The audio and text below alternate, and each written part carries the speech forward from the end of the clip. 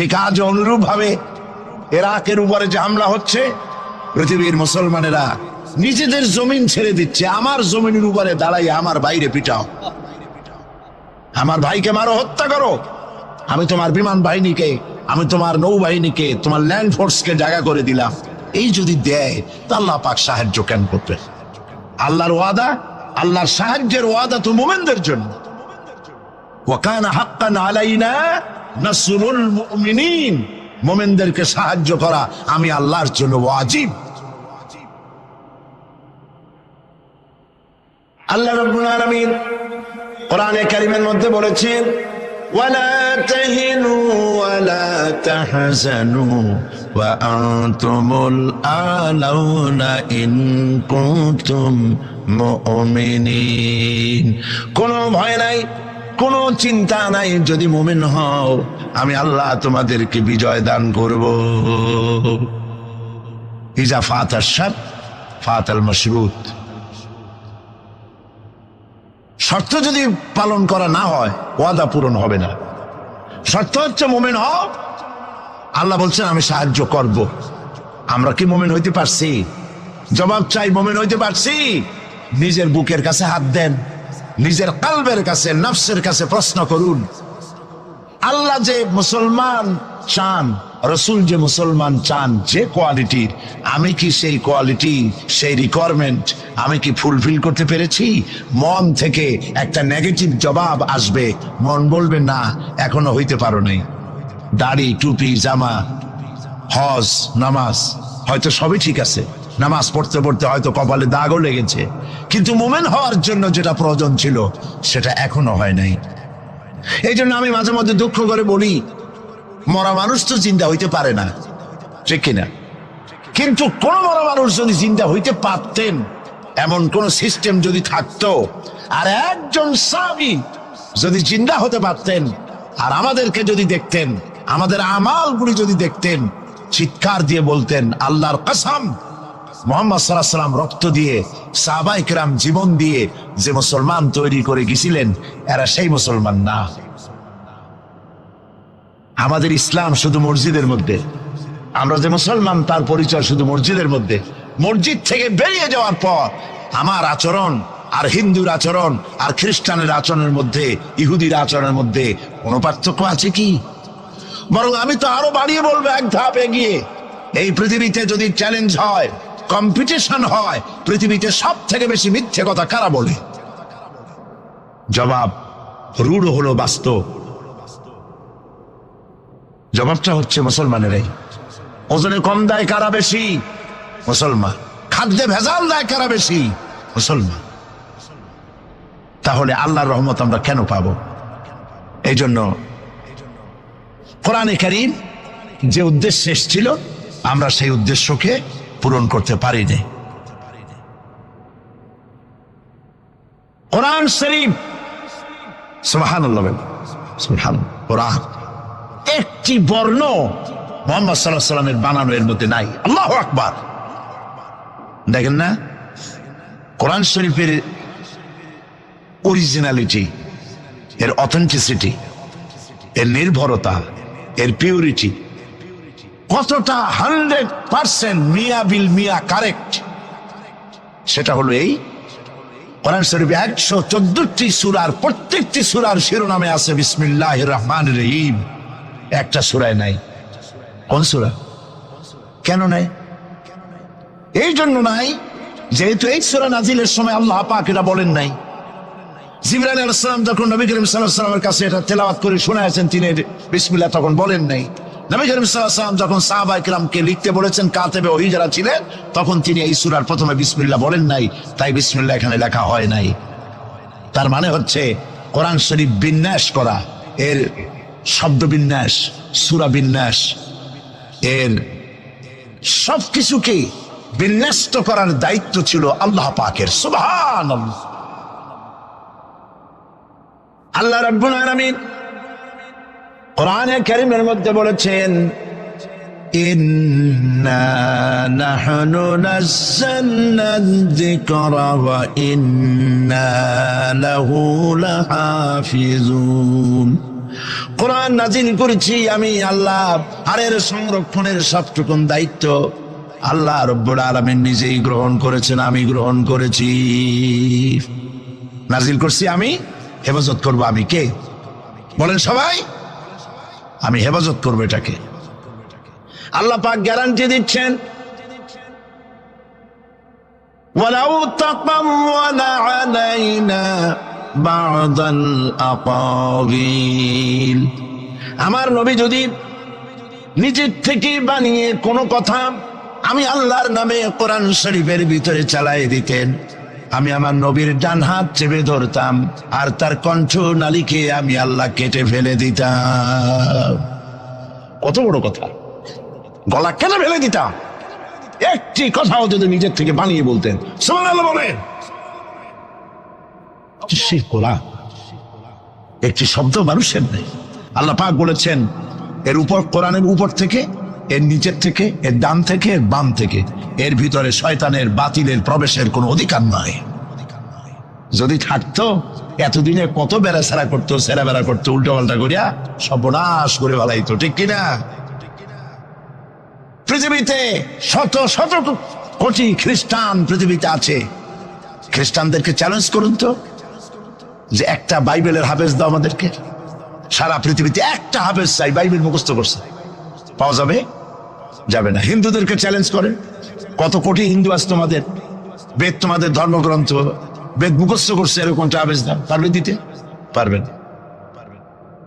মহান আল্লাহ রাব্বুল আলামিন কোরআনে কারীমকে হেফাজত করেছেন।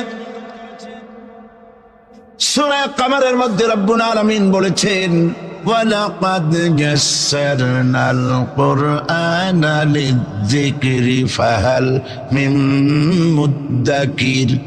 আল্লাহ পাক বলেন, অবশ্যই কোরআনে কারীমকে আমি মানুষের কাছে মুখস্থ করার জন্য আর বোঝার জন্য সহজ করে দিয়েছি। মুখস্থ করাও সহজ আর বোঝাও সহজ। কিন্তু দুর্ভাগ্যজনক সত্য আরেকটি কথা আছে, সেটা হলো এই, মুসলমান দাড়িওয়ালা টুপিওয়ালা আল্লাহর মসজিদের ভেতরে বসে এক শ্রেণীর মুসলমানেরা বলে কোরআন বোঝা আমাদের কাম না, আমরা পাবলিক, আমরা কোরআনের বুঝবো কি? কোরআন বুঝবে আলেমেরা। অবশ্য এই রকমের লোক নারায়ণগঞ্জে নাই, বিভিন্ন জেলায় আছে। কোরআন আমরা বুঝবো না, বিশাল ব্যাপার, আল্লাহর কোরআন, এর আমরা বুঝবো কি? এই কথাটা শয়তানের একটি ওয়াসওয়াসা। এই কথাটি শয়তানের মারাত্মক ওয়াসওয়াসা। আল্লাহ খান কোরআন দিছেন খালি মৌলানা মৌলবীদের বুঝাবার জন্য, আর কেউ এটা বুঝবে না। আল্লাহ পাক বলছেন আমি মানুষের জন্য কোরআন বোঝা সহজ করেছি, চেষ্টা কর, বুঝতে চেষ্টা কর। কোরআন শরীফ দুইটা জিনিস, একদিকে বোঝা সহজ, মুখস্থ করাও সহজ। আমার কাছে হাফেজ আমি পেয়েছি 8 বছরের বাচ্চা কোরআন শরীফ মুখস্থ করছে। আজকে পত্রিকা দেখলাম একটা ছোট্ট মেয়ের ছবি, 7 বছরের কোরআন শরীফ মুখস্থ করেছে, কোন মৌলানা সাহেবের ছেলে, তার মাও হাফেজ, বাবাও হাফেজ। 7 বছরের ছোট্ট বাচ্চা 30 পারা করেছে। আপনি কি মনে করেন, পাগলামি মনে করেন এত বড় কোরআন শরীফ মুখস্থ করা? 7 বছরের বাচ্চা কোরআন মুখস্থ করছে। আমার কাছে মনে হলো যেন আটলান্টিক মহাসাগর আল্লাহ ঝিনুকের মধ্যে ঢুকাই দিছে। এই যে শরফুদ্দিন খলিফা নাকি একটা ছোট্ট বাচ্চার একটা ক্যাসেট বেরিয়েছে না, তানজানিয়া। লোকেরা বলে, খুব আশ্চর্য হয়ে যায় যে কেউ কেউ তো বলে যে এগুলি কম্পিউটার দিয়ে বানাইছে। যারা আল্লাহর কুদরত বিশ্বাস করে না তারা এরকম বলে। লোকেরা আশ্চর্য হয়ে যায়, এত রকম ছোট ছেলে কোরআন শরীফ মুখস্থ করলো কেমনে? বয়স তার 4 বছর। আসলে বয়স 4 বছর না, আমি আজ থেকে 4 বছর আগেই তার কাছে দেখেছি লন্ডনে। তাহলে হইতেই পারে, আল্লাহ পাক যদি ইচ্ছা করেন করতেই পারে। চিন্তা করে দেখেন না, একটা লোক 40 বছর পর্যন্ত লেখাপড়া জান, লিখতেও পারেন না, পড়তেও পারেন না, নামও সই করতে পারেন না, কোন রাজনৈতিক ব্যক্তিদের সাথে ওঠা বসা করেন নাই, কোন কবি সাহিত্যিকদের সাথে ওঠা বসা করেন নাই। সেই লোকটি 40 বছর পর এমন কথা বললেন রাজনীতির কথা, দুনিয়ার সব রাজনীতি ফেল হয়ে গেল। অর্থনীতির ব্যাপারে, সমাজনীতির ব্যাপারে এমন সব কথা বললেন, দুনিয়া ফেল। 40 বছর যিনি লেখা জানেন না, পড়া জানেন না, লিখতে জানেন না, পড়তে জানেন না, কে তিনি? সাল্লাল্লাহু আলাইহি সাল্লাম। তো আল্লাহ পাক কেন পারবেন না? মরা গাছ দিয়ে ফুল ফুটাই দিতে পারেন, মরুভূমির ভিতরে পানির প্রস্রবণ ঘটিয়ে দিতে পারেন, আমিরকে ফকির করতে পারেন, ফকিরকে আমির করতে পারেন। এই তো আল্লাহ। যালিকুমুল্লাহু রাব্বুকুম, ইনি হচ্ছেন তোমার আমার রব। সুবহানাল্লাহি বিহামদিহি। কোরআনে কারীমকে একদিকে মুখস্থ করা সহজ, আর মুখস্থ করার জন্য একটি সিস্টেম কোরআন শরীফের মধ্যে আছে, চিন্তা করলে যেগুলি পাওয়া যায়। সেটা হলো এই যে কোরআন যদি কেউ তাড়াতাড়ি পড়ে মনে হবে যেন প্রবন্ধ পড়তেছি, আর যদি থেমে থেমে পড়ে তাহলে মনে হবে যেন কবিতা পড়তেছি। সুবহানাল্লাহ। প্রত্যেকটা লাইনে লাইনে মিল, ছন্দের আকারে কোরআন শরীফ পৃথিবীর সমস্ত সাহিত্যে মানকে ছাড়িয়ে এত উপরে গিয়েছে যেই মান পর্যন্ত পৃথিবীর কোন সাহিত্য কিয়ামত পর্যন্ত পৌঁছতে পারবে না। এর ফাসাহাত, এর বালাগাত, কোরআন শরীফের সাহিত্যিক মান চিরকালের জন্য কালজয়ী, এর পাশেও কেউ দাঁড়াইতে পারবে না। সুবহানাল্লাহ। কি পাগল ছাগল হাবিজাবি নবীয়তের দাবি করে। আচ্ছা, নবীর দাবি করলে তো তার কাছে ওহী আসতে হবে। এই যে ছাগল পাগল যেগুলো নবীর দাবি করলো, নবী করিম সাল্লাল্লাহু আলাইহি ওয়াসাল্লাম ইন্তেকালের পরে 30 জন মিথ্যাবাদী নবুয়তের দাবি করবে, ঠিক না? তো নবী হইতে হইলে 3টা শর্ত লাগে। একটা হলো ওহী আসতে হবে, মুজিজা থাকতে হবে, আর চরিত্র। নবীর কপালে লেখা থাকে না যে উনি নবী, বুকের উপরেও লেখা থাকে না যে ইনি নবী। চরিত্র দিয়েই প্রমাণ হয় ইনি কোনো সাধারণ মানুষ নন, ইনি আল্লাহর নবী। সুবহানাল্লাহ। তাই তো হযরতে নবী করিম সাল্লাল্লাহু আলাইহি ওয়াসাল্লাম যখন হযরত খাদিজা রাদিয়াল্লাহু তাআলা আনহার কাছে যখন দ্বীনের দাওয়াত দিলেন, কালেমার দাওয়াত দিলেন, 1 সেকেন্ডও তিনি দেরি করেননি। চিন্তা করেন না, আপনি নিজেকে বহুত ফেরেশতা রূপে আপনি বলতে পারেন যে আমি একেবারে অ্যাঞ্জেলিক ক্যারেক্টারের লোক, ফেরেশতা চরিত্রের মানুষ। বাইরে গিয়ে বহুত কথা বলতে পারেন, এমনকি বাইরে গিয়ে অনেক মুরিদও বানাইতে পারেন। পীর সাহেবদেরকে জিজ্ঞেস করা উচিত যে আপনার বউ আপনার কাছে মুরিদ হয়েছে কিনা। বউ মুরিদ করে এত সহজ না। একজন পীরেরই দেখছিলাম একটা বইয়ের মধ্যে গল্প, বউ তাকে পীর মানতেই চায় না, বহুত চেষ্টা করছে মুরিদ বানাবার জন্য, পারেনি। একদিন বউকে কেরামতি দেখাবার জন্য সে রান্না করতেছিল বাইরে, ওইটার উপর দিয়ে সে উড়ে গেল। এরপরে সে নামলো, বউ তাকে দেখে বলে, দেখছো তুমি তো পীরগিরি করো, এই যে একটা লোক কেবল মাত্র পাগড়ি বান্ধে মাথার উপর দিয়ে উড়ে গেল, তুমি কি এরকম পারো? আরে বেটি, আমি তো উড়ে গেলাম, তোমার দেখাবার জন্য তুমি বিশ্বাস করো না। ও, সেই জন্য তো একটু টাইট হয়ে গেছো, সোজা হয়ে যেতে পারো নাই। বউ তো তার স্বামীর জন্য জীবন দিতে পারে, তার ভালোবাসা সবটা উজাড় করে দিতে পারে, কিন্তু ঈমান আনা সহজ নয়। যেহেতু বউ, আপনি সবাইকে ফাঁকি দিতে পারবেন, আপনার স্ত্রীকে কখনো ফাঁকি দিতে পারবেন না। আপনি কোথায় যান, কত রাত্রে বাড়ি ফেরেন, কার সঙ্গে টেলিফোনে কথা বলেন, আপনার ইনস অ্যান্ড আউট, ভেতর এবং বাইরের সব সূর্যের মতো পরিষ্কার আপনার স্ত্রীর কাছে। এই জন্য নবী করিম সাল্লাল্লাহু আলাইহি ওয়াসাল্লাম বলেছেন, তোমাদের মধ্যে উত্তম সেই ব্যক্তি যে ব্যক্তি তার স্ত্রীর কাছে উত্তম। আমি আমার স্ত্রীদের কাছে উত্তম ব্যক্তি। সুবহানাল্লাহ। হযরত নবী করিম সাল্লাল্লাহু আলাইহি ওয়াসাল্লাম তিনি যখন হযরতে খাদিজাকে যখন দ্বীনের দাওয়াত দিলেন, কালেমার দাওয়াত দিলেন, বললেন এক আল্লাহর ইবাদত করো, আমারে শেষ জামানার নবী হিসাবে মেনে নাও, আখিরি নবী হিসাবে আমাকে মেনে নাও। হযরতে খাদিজা এক মুহূর্ত দেরি করেন নাই, সঙ্গে সঙ্গে পড়েছেন লা ইলাহা ইল্লাল্লাহু মুহাম্মাদুর রাসূলুল্লাহ। জোরে পড়েন লা ইলাহা। নারায়ণগঞ্জের মতো জায়গা, মাহফিল করবেন তো বড় খয়রাত করতে নামবেন, ছোট্ট বাটি নিয়ে নামবেন কেন? বিরাট ঝুলি নিয়ে নামেন। কেউ তো বেশি দিলে তখন নেবেন কি করতে? এই জন্য আপনি যেমন ব্যবস্থা করবেন সেরকম। আমরা তো আরামে বক্তৃতা শুনতেছি, আর ইরাকের মুসলমানদের ঘুম হারাম হয়ে গেছে, খাবার নাই, গতকাল ব্রাহ্মণবাড়িয়ায় বলেছি, ইরাকের গর্ভবতী নারীরা তারা ডাক্তার সরকারের কাছে দাবি জানাইছিল যুদ্ধের একদিন আগে, বলছিল আমাদেরকে অপারেশন করে বাচ্চাগুলো বের করে দাও। আমেরিকার কাফেরদের বিরুদ্ধে লড়াই করে শহীদ হয়ে মরতে চাই।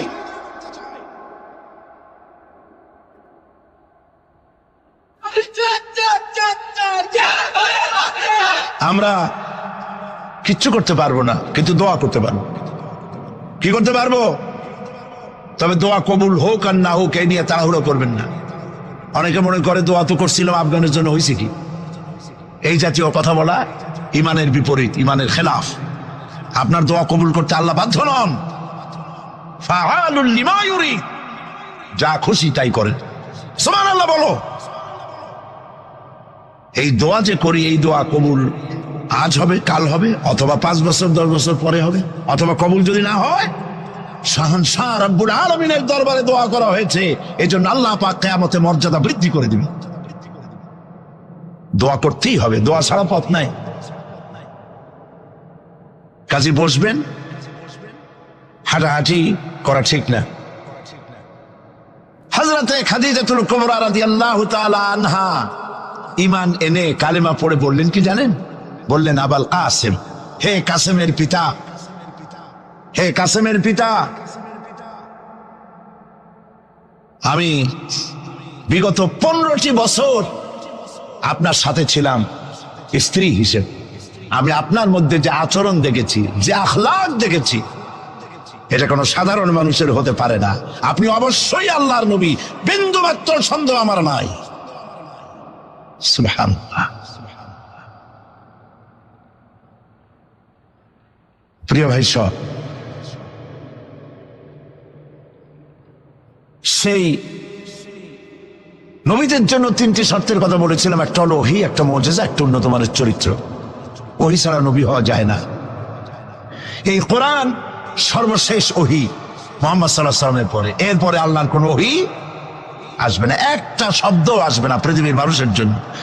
কমপ্লিট করে দেওয়া হয়েছে। আল ইয়াউমা আকমালতু লাকুম দীনাকুম ওয়া আতমামতু আলাইকুম নি'মাতি ওয়া রাদিতু লাকুমুল ইসলাম দীনা। এটাকে কমপ্লিট করা হয়েছে আল্লাহর পক্ষ থেকে। পৃথিবীর মানুষের জন্য আর একটি শব্দ প্রয়োজন নাই। বিজ্ঞানের আবিষ্কার যত বাড়ুক, কোরআন শরীফের কিচ্ছু তাতে আসে যায় না। যদি কোন আহাম্মক বলে যে বর্তমান হলো বিজ্ঞানের যুগ, কোরআন নাজিল হয়েছে কত বছর আগে? 1400 বছর আগে কোরআন নাজিল হয়েছে। সেই যুগের কোরআন আর এখন মডার্ন যুগ, এখন কি এগুলি চলে? আরে বাবা, তোমার বিজ্ঞান ফেলের সামনে। বিজ্ঞানের থিওরি হচ্ছে, বিজ্ঞানের একটি থিওরি এই যে বিজ্ঞানের কোন থিওরি ফাইনাল নয়। আজকে এক বিজ্ঞানী এক কথা বলে, কালকে আরেকজন আরেক কথা বলে।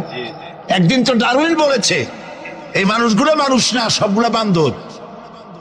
ও নিজেও বান্দর। বান্দর কেন? মানুষের নাকি দেখা যায় বান্দরের মতো। আচ্ছা বলেন, বান্দর আমার মামু হয়, শিম্পাজি আমার নানা, ওরাং ওটাং দাদা, এই বলে এর মধ্যে কোনো গৌরব আছে? এর মধ্যে কোনো গৌরব আছে? কোনো গৌরব নাই। ডারউইনের গোষ্ঠী বান্দরের গোষ্ঠী হইতে পারে, কিন্তু আমরা বান্দরের গোষ্ঠী না। আমরা আসছি আদম থেকে, আদম আসছে মাটি থেকে। সুবহানাল্লাহ। ওই সময় সে বলছিল, আমি চিন্তা করছি যে কয় বোতল খাইয়া এরকম লিখতে পারে। ওই সময় সে বলছে মানুষ বান্দর জাতি। এরপরে যারা পৃথিবীতে বিজ্ঞানী, তার সমকালীনের পরপরই যারা এসছে, তারা রিসার্চ করে বলেছে এই ডারউইনের এই কথা হলো একটা বান্দরামি। এটা ঠিক না। কারণ মানুষ যদি বান্দরের জাত হয়, তাহলে বান্দর তো পৃথিবী থেকে বিলুপ্ত হয় নাই। এখনো পৃথিবীতে বহুত বান্দর আছে। এই বান্দর গুলা, আমরা তো একটা বান্দর এরকম দেখলাম না যে কোমর পর্যন্ত মানুষের মতো হয়ে গেছে। আরো কিছু ভালো করে খাওয়াইলে তাড়াতাড়ি করে মানুষ হয়ে যাবে। অর্ধেক মানুষের মতো হয়েছে, 12 মানুষের মতো হয়েছে, অথবা মানুষ এই মাত্র হয়ে গেল বান্দর থেকে লেস খুঁজে গেছে। এরকম হয়েছে কোথাও? কোন জিনিসের সাথে কোন জিনিসের সিমিলারিটি থাকলে এইটা ওইটার বংশের, এটা কি করে বলা যায়? তো এরকম বলেছে কেন তারা? মন যা বলেছে তাই বলেছে। ইন হুয়া ইল্লা ওয়াহয়ুন ইউহা। আল্লাহ পাক বলছেন নবী যা বলেন, কোরআনের নামে যা বলেন সব ওহী। তিনি নফস এবং প্রবৃত্তিকে অনুসরণ করে কোনো কথা বলেন না, আমি যা বলতে বলি তাই বলেন। সুবহানাল্লাহ। সুতরাং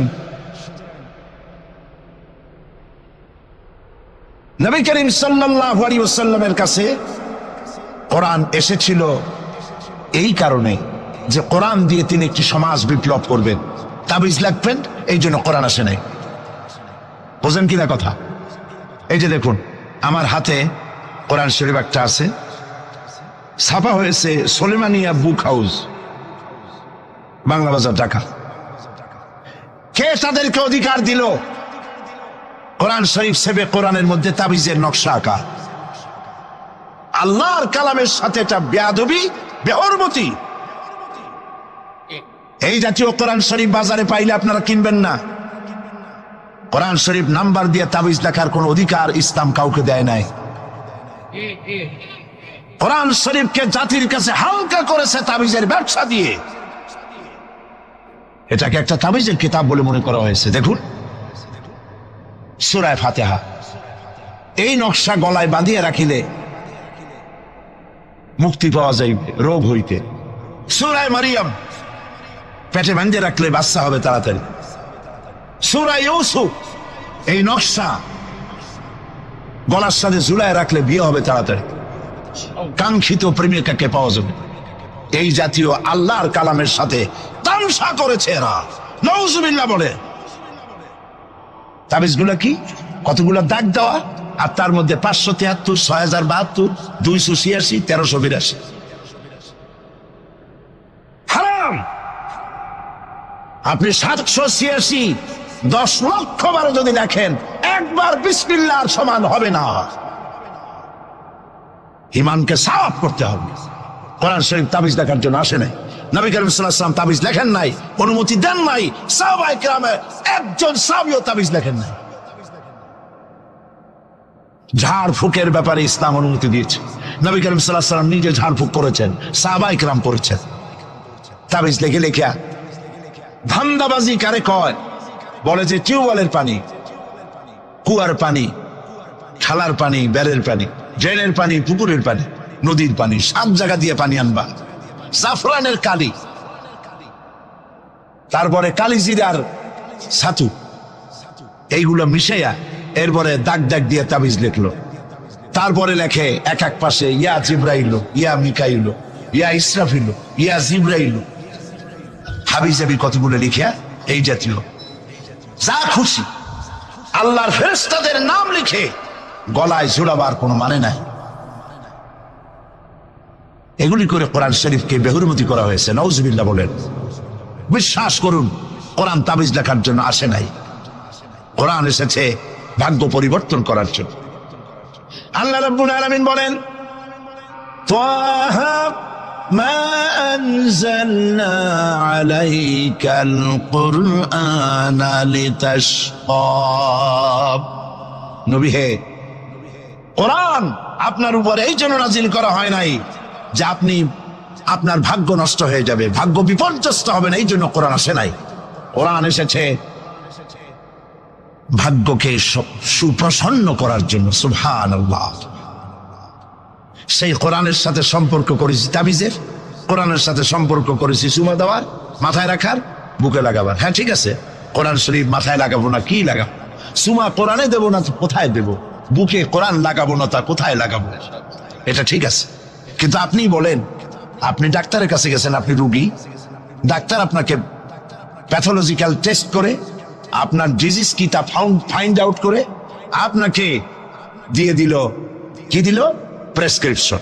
আপনি প্রেসক্রিপশন গ্লাসের ভিতরে ভিজাইয়া 41 দিন সকালে আর বিকালে পান করলেন, অথবা প্রেসক্রিপশন ভাস করে মাদুরের মধ্যে ঢুকাইয়া গলায় ঝুলাই দিলেন, অথবা প্রেসক্রিপশন সকাল বিকাল চুমা খাইলেন। রোগ ভালো হবে?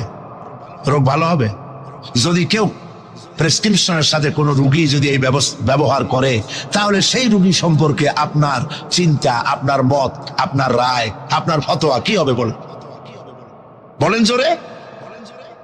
এটা যদি আল্লাহ পাক যদি হন মহান চিকিৎসক, আর এটা যদি হয় সেই মহান চিকিৎসকের পক্ষ থেকে বিশ্ববাসীর সমগ্র রোগের জন্য মহা চিকিৎসাপত্র প্রেসক্রিপশন, তাহলে এই প্রেসক্রিপশনের সাথে যারা ওই জাতীয় ব্যবহার করে তাদেরকে কি বলবে? এবারের ফতোয়া নিজের গায়ে পড়বে। বাচ্চা বড় হইতে পারে না, মায়ের পেট থেকে বাচ্চা আসছে, সমানে এতগুলো তাবিজ ঝুলাই দিছে গলায়। বাচ্চা যদি কথা বলতে পারতো তাহলে বলতো যে আল্লাহ কি অপরাধ করছে, এর চেয়ে তো মায়ের পেটে ভালো ছিলাম, এগুলো তো জাগাইতেও পারি না। কতগুলো তাবিজ, এরপরে কালো সুতা, হলুদ সুতা, লাল সুতা করতে পাইছো? আজমির শরীফ থেকে আনছি। হারাম। খ্রিস্টানদের কাছে যাওয়া হয় আর তারা ফু দিয়া সুতায় গিরে গিরে দিয়ে দেয়। হারাম। কেন সুতায় গিরে দিবেন? মুসলমান ছাগলের বাচ্চা নয় যে দড়ি দিয়ে সুতা দিয়ে আপনি বাঁধবেন। আপনাদের শরীরে যদি তাবিজ থাকে, বাড়ি যদি কারো থাকে, সব খুলে নদীতে ফেলে দেন। আলাইসাল্লাহু বিকাফিন আবদা, আল্লাহ পাক বলছেন আমি কি আমার বান্দার জন্য যথেষ্ট নই? আলাইসাল্লাহু বিকাফিন আবদা, আমি আল্লাহ আমার বান্দার জন্য যথেষ্ট নই? চিল্লায় বলেন অবশ্যই যথেষ্ট। ওয়াইজা সাআলতা ফাসআলিল্লাহ ওয়াইজা ইসতাআনতা ফাসতাইন বিল্লাহ, যা বলার এক মহান সত্তার কাছে বলো, যা চাওয়ার এক মহান সত্তার কাছে চাও। তিনি কে? তিনি হচ্ছেন আল্লাহ পাক। সুবহানাল্লাহ বলেন, সুবহানাল্লাহ।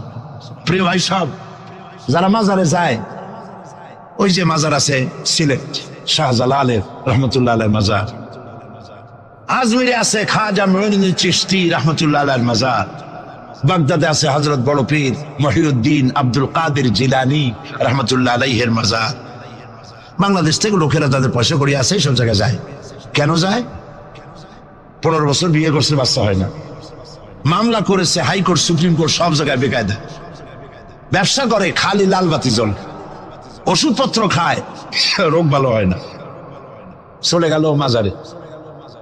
একটু সময়ের জন্য কমন সেন্সের কমন বাদ দিয়া শুধু সেন্স দিয়া চিন্তা করে, যার কাছে আপনি আপনার অভিযোগ বলতে গেছেন, এই 3 জন অলির কথাই ধরি, বাকিদের পরে ধরি।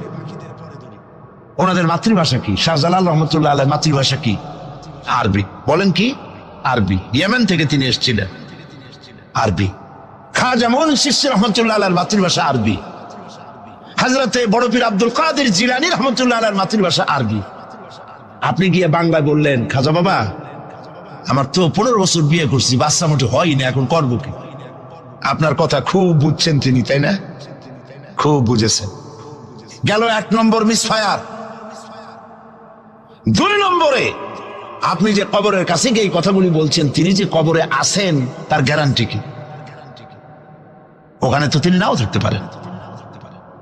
সাধারণ এমপি মন্ত্রী কোন জেলায় যদি যায়, সরকারের মেহমানখানা আছে, নাম কি? Circuit house. মেহমান যে আন্দাজের, সরকারের তেমন ব্যবস্থা আছে, ডাকবাংলা আছে, রেস্ট হাউস আছে, সার্কিট হাউস আছে, ঠিক না? 2 রকমের মেহমান। এক প্রকার হলো ভিআইপি, আর এক প্রকার হচ্ছে নিকৃষ্ট, চোর ডাকাত, এরাও সরকারের মেহমান। চোর ডাকাত, মুচ্ছা বদমাস, সন্ত্রাসী, ওরা যদি মেহমান হয়ে পুলিশে, এদের ধরবে কারা? এই মেহমানদের ধরবে পুলিশে, ধরে নিয়ে ওদের জন্য মেহমান খানা হলো হাজত, হাজতের মধ্যে থুয়ে দিবে, কনভিক্টেড হলে পরে জেলখানার মধ্যে ঢুকাই দেবে, ঠিক কিনা?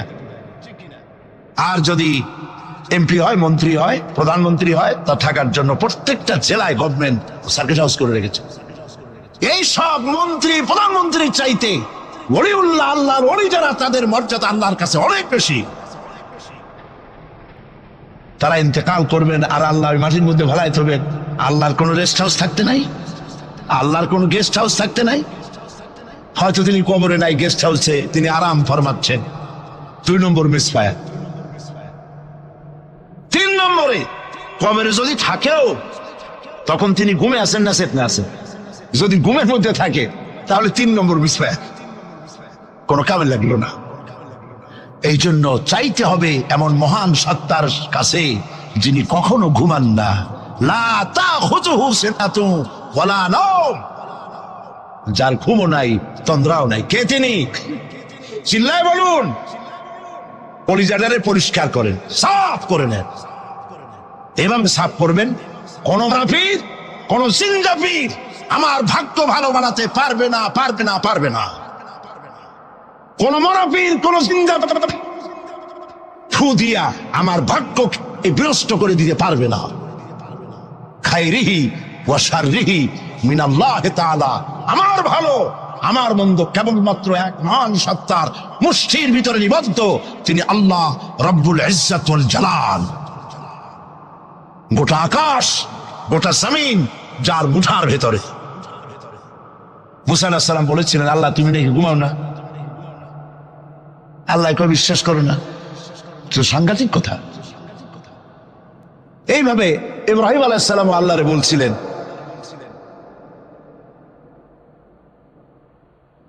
রব্বি আরিনি কাইফা তুহিয়াল মাউতা, আল্লাহ তুমি মরা কি চিন্তা করো কেমনে? আল্লাহ কয় আওয়ালাম তুমিন, বিশ্বাস করো না? ইব্রাহিম আলাইহিস সালাম কাঁপে গেছেন। তিনি সাথে সাথে বললেন বালা। তিনি কিন্তু নাম বলতে পারতেন, যদি নাম বলতেন তো ভুল হইতো না। তো নাম আর বালার সমর্থবোধ, তিনি বলতেন হ্যাঁ, কিন্তু নাম বলেন নাই, বলেছেন বালা। সাথে সাথে একটু দেরি করেন নাই। আল্লাহ প্রশ্ন করছেন, কত বড় লোভ পেগম্বরের জন্য, আওয়ালাম তুমিন, বিশ্বাস করো না যে আমি মরার চিন্তা করতে পারি? ইব্রাহিম আলাইহিস সালাম বললেন বালা। এর অর্থ হচ্ছে হয় নট, কেন নয়, অবশ্যই বিশ্বাস করি। ওয়ালাকিন লিয়াতমাইন্না কলবি, তবে মূল বিষয় হলো যদি আমি চোখে দেখতাম, কানে শোনার, চোখে দেখা ব্যাপারটা একটু ভিন্ন। আল্লাহ বলেন বিশ্বাস যখন করছো, মরারে কেমনে চিন্তা করি আমি তোমাকে দেখাবো। সুবহানাল্লাহ, এই কোরআন শরীফের মধ্যে আল্লাহ বলেছেন। মুসা আলাইহিস সালাম বলছেন, আল্লাহ তুমি নাকি ঘুমাও না, আল্লাহকে বিশ্বাস করো না? আল্লাহ বিশ্বাস করো, তবে বুঝি না জিনিসটা। মুসা আলাইহিস সালাম ভয় পেয়ে গেলেন। আল্লাহ রাব্বুল আলামিন বলেন ভয়ের কোনো কারণ নাই। এটি একটি উদাহরণের জন্য আমি তোমাকে গ্লাস নিয়ে দাঁড়িয়ে থাকতে বলেছিলাম। একটা গ্লাস হাতে নিয়ে কয়েকটা সেকেন্ড বা একটা মিনিটও দাঁড়াইতে পারলা না, হাতের থেকে ঘুমের কারণে ভেঙ্গে চুরমার হয়ে গেল।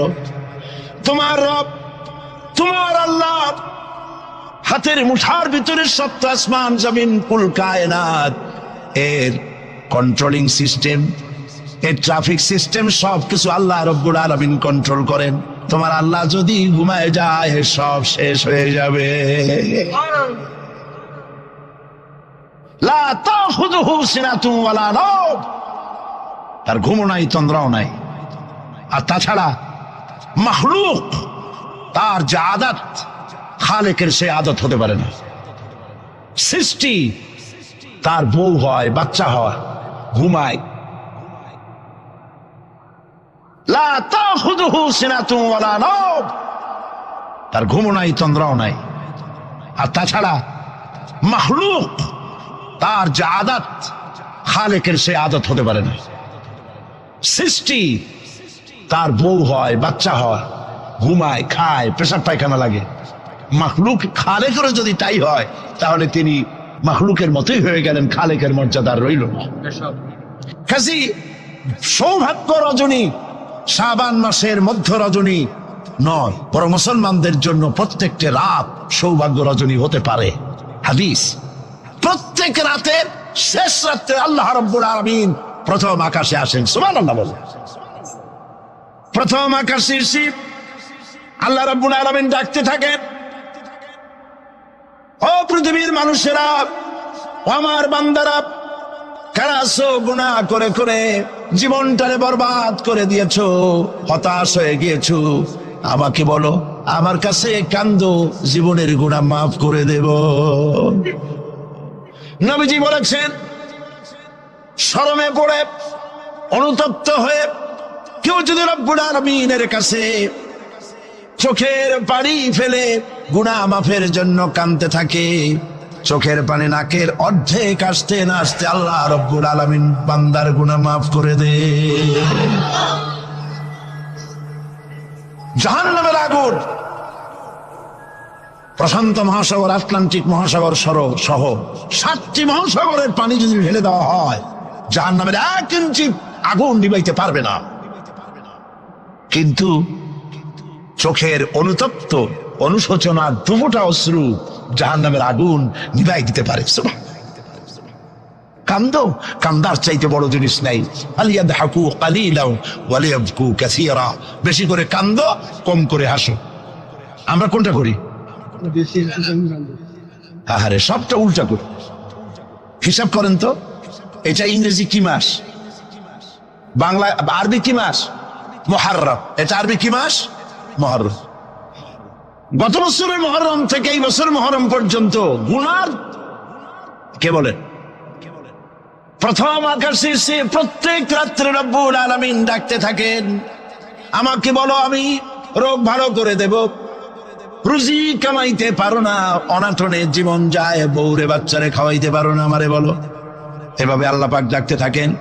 সময় মতো যারা গভীর রজনীতে উজু করে তাহাজ্জুদের নামাজ আদায় করে রব্বুল আলামিনের দরবারে কান্দে, আল্লাহ রব্বুল আলামিন তখন ফেরেশতাদের জিজ্ঞেস করেন, ফেরেশতারা, পৃথিবীর মানব গোষ্ঠী ঘুমিয়ে আছে, এই যে মানুষগুলি দেখা যায় আরামের ঘুম হারাম করে কি যেন বলে আর কান্দে, কান্দে কেন বল?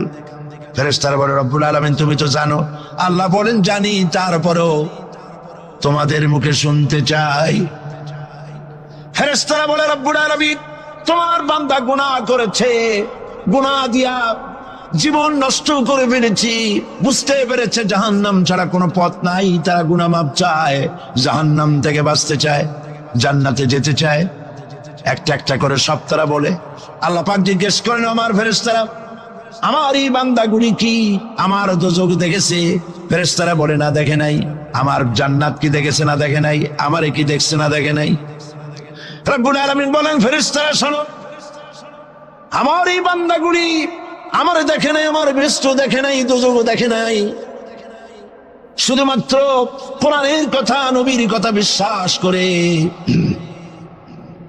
আরামের ঘুমকে হারাম করে আমার কাছে যেভাবে কাঁদতেছে, ও আমার ফেরেশতারা, আমার জালাল ও ইজ্জতের কসম, আমার রহমতের দরিয়ায় জোশ লেগে গেছে।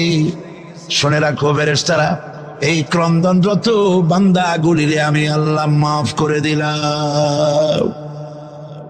হতে পারে প্রত্যেকটি রাত আপনার আমার জন্য লাইলাতুল বারাত, লাইলাতুল কদর। ভাগ্য নিজেকে তৈরি করতে হবে।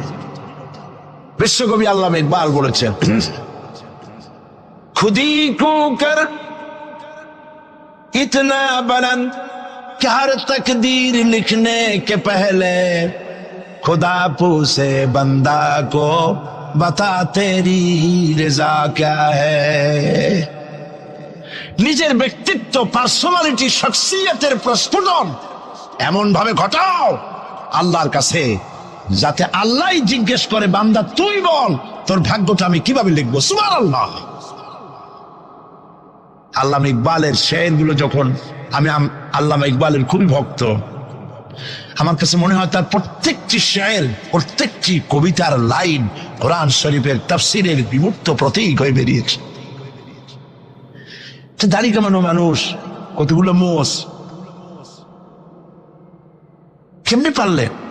আমি মাঝে মধ্যে খুব বিস্ময় বোধ করছি, কিভাবে এই ধরনের একজন লোক প্রত্যেকটি কথা কোরআনের তাফসীর হয়ে বেরোলো কেমনি? কোরআন রে আপনি বুঝলেন কেমনি? আমি অক্সফোর্ড ইউনিভার্সিটিতে প্রোগ্রাম করেছি।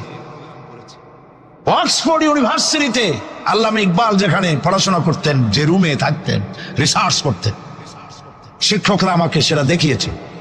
পৃথিবীর বড় বড় নাম করা ব্যক্তিরা সেখান থেকে অক্সফোর্ডে পড়াশোনা করেছে, লেখাপড়া করলেন অক্সফোর্ডে, পাশ্চাত্যে। অথচ পাশ্চাত্য তারা গিলতে পারল না। তিনি খোদাদ্রোহী হলেন না, তিনি ইসলামের দুশমন হলেন না। তার কথাগুলি কোরআনের ব্যাখ্যা হয়ে বেরোলো। ব্যাপারটিকে পড়তে পড়তে একবার আমার চোখের সামনে রহস্য উদ্ঘাটিত হল তার এক কবিতার মধ্যে দিয়ে। আল্লামা ইকবাল এক জায়গায় লিখেছেন, खीरा न कर सिका मगरिब की दो दानिश, खीरा न कर सिका मगरिब की दो दानिश, सुरमा था आग का मेरा खाके मदीना। পাশ্চাত্যের চাকচিক্য আমার চক্ষুকে প্রতারিত করতে পারে নাই, কারণ মদিনার ধুলাবালুগুলি আমার চোখের মধ্যে সুরমা হয়ে লাগানো ছিল। প্রিয় ভাই সব,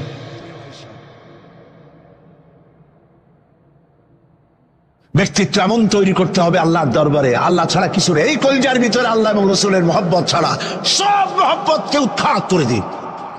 বিবির মহব্বত, বাচ্চার মহব্বত, পৃথিবীর মহব্বত, সব মহব্বতকে এর উপরে স্থান দিতে হবে আল্লাহ এবং রসুল। তাহলেই সঠিক মুসলমান হতে পারবে। আর এইরকম মুসলমান 130 কোটির দরকার নাই, 313 জন যথেষ্ট।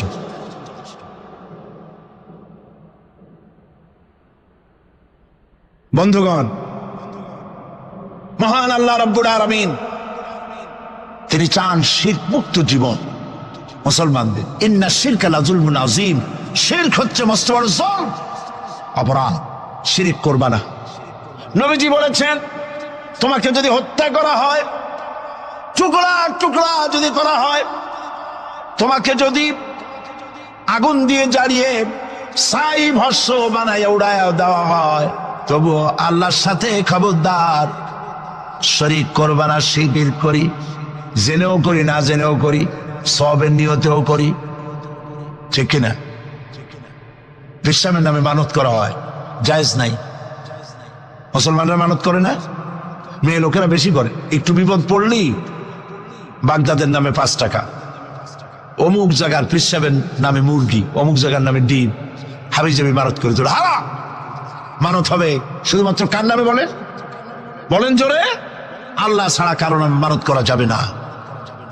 মাজারগুলির উপরে আগরবাতি, মোমবাতি, চাদর দিয়ে আমাদের দেশে মাজারগুলি যা করছে, আরে এই কি মুসলমানে করে? মুসলমানের সম্পর্ক তো মাজারের সাথে কোন সম্পর্ক নাই। মুসলমানদের সম্পর্ক হবে মসজিদের সাথে।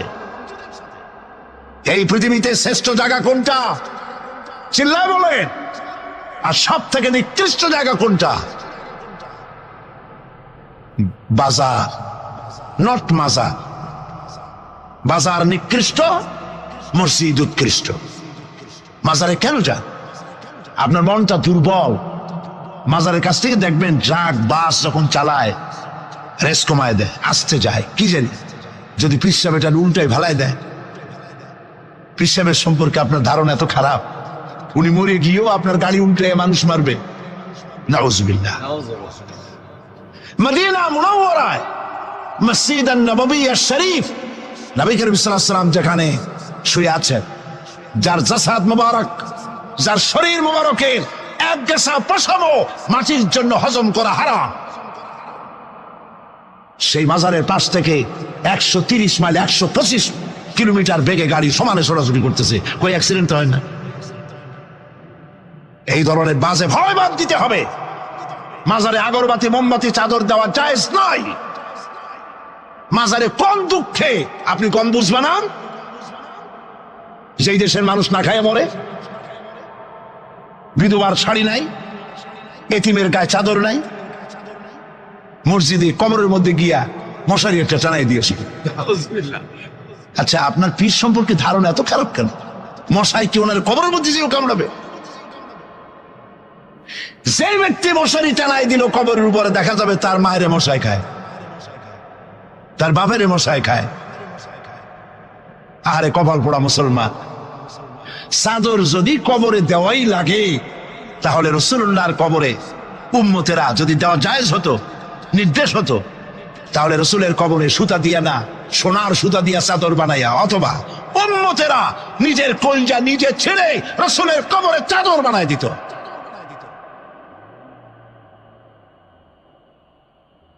কাজে এগুলি বন্ধ করতে হবে। হাইকোর্টের মাজার, শাহ আলী বাগদাদের মাজার, বিভিন্ন জায়গায় যত মাজার আছে, এই সব মাজারে যাওয়া বন্ধ করে দিতে হবে। এগুলি গভর্নমেন্টের দায়িত্ব হেফাজত করার, আপনার যাওয়ার কোনো দায়িত্ব নাই। এখানে যাওয়ার অর্থই হলো আপনি শিরক করছেন। আপনার মনের ভিতরে দুর্বলতা আছে, ওখানে গেলেই আপনার মনের আশা পুরা হবে। আপনি যাবেন মসজিদে, কোনো বিপদে পড়েছেন, উজু করেন, মসজিদে যান, 2 রাকাত নামাজ পড়েন, কাজায়ে হাজাতের আল্লাহর কাছে হাত তুলে কান্দেন, দোয়া মঞ্জুর হয়ে যাবে।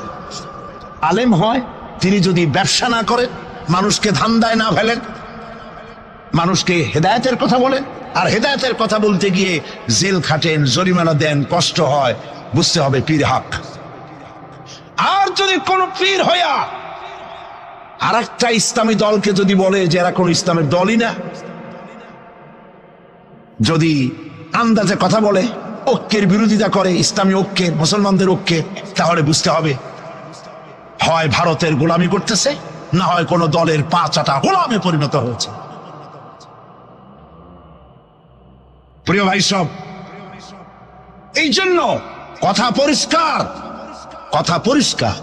কেউ আমার দাওয়াত দেউক আর না দেউক, এতে আমার কিছু আসে যায় না। আমি কারো চাকরি করি না, হক কথা বলবই, হক কথা বলবই বিইজনিল্লাহ বিমাশিয়াতিল্লাহ তাআলা। মাজার পূজা বন্ধ করতে হবে, এটা পূজা, এই পূজা বন্ধ করতে হবে। পারবেন? পারবেন আপনারা? ওয়াদা করতে হবে আজ থেকে কোন মাজারে টাকা পয়সা, আগরবাতি, মোমবাতি, মানত ছানত কিচ্ছু করব না। রাজি আছেন? 2 হাত উঁচু করে দেখা। স্লোগান লাগবে না, হাত দুটো উঁচু করে রাখেন, আল্লাহ দেখলে খুশি হইব। আলহামদুলিল্লাহ। হাত নামান। আল্লাহ ভিক্ষুকরা কোনোদিন বড় লোক হইতে পারে না, কারণ হাত এইরকম করার অভ্যাস হয়ে গেলে সেদিকে আল্লাহর রহমতের নজর পড়ে না। এই রকমের হাতের চাইতে এই রকমের হাতের মর্যাদা বেশি। হাতটা এইরকম করতে শিখতে হবে। খালি মুড়িদেরা দেবে আর 2 হাত দিয়া পকেট 14-15টা একটা জামায় সমানে টাকা ঢুকাইতে থাকে। একটা ফু দিলেও 5 টাকার কমে ফু দিতে চায় না, ফুও বিক্রি করে। আল্লাহ হেদায়েত করুন বলেন আমি। এগুলি ব্যবসা। কাছেরটাও খায়, তলারটাও খায়, দুধও খায়, সরও খায়। উপর দিয়ে মনে হয় খুব সুবিসা হুজুর, আমাকে পীর কিছু করে না। খোঁজ নিয়ে দেখেন ঢাকায় কতগুলি দোকানের মালিক, সুপার মার্কেটের মালিক, বাসের ব্যবসা, ট্রান্সপোর্টের ব্যবসা, গাড়ির ব্যবসা, বহুত কিছু আছে। কাজী খালি মুখ দিয়া ভেতরে ঢুকে দেখতে হবে। বাইরের কিছু চাকচিক্য দেখে বিভ্রান্ত হবেন না। এর মধ্যে না চাইলে বিরক্ত হয়। সুবহানাল্লাহ কবেন না?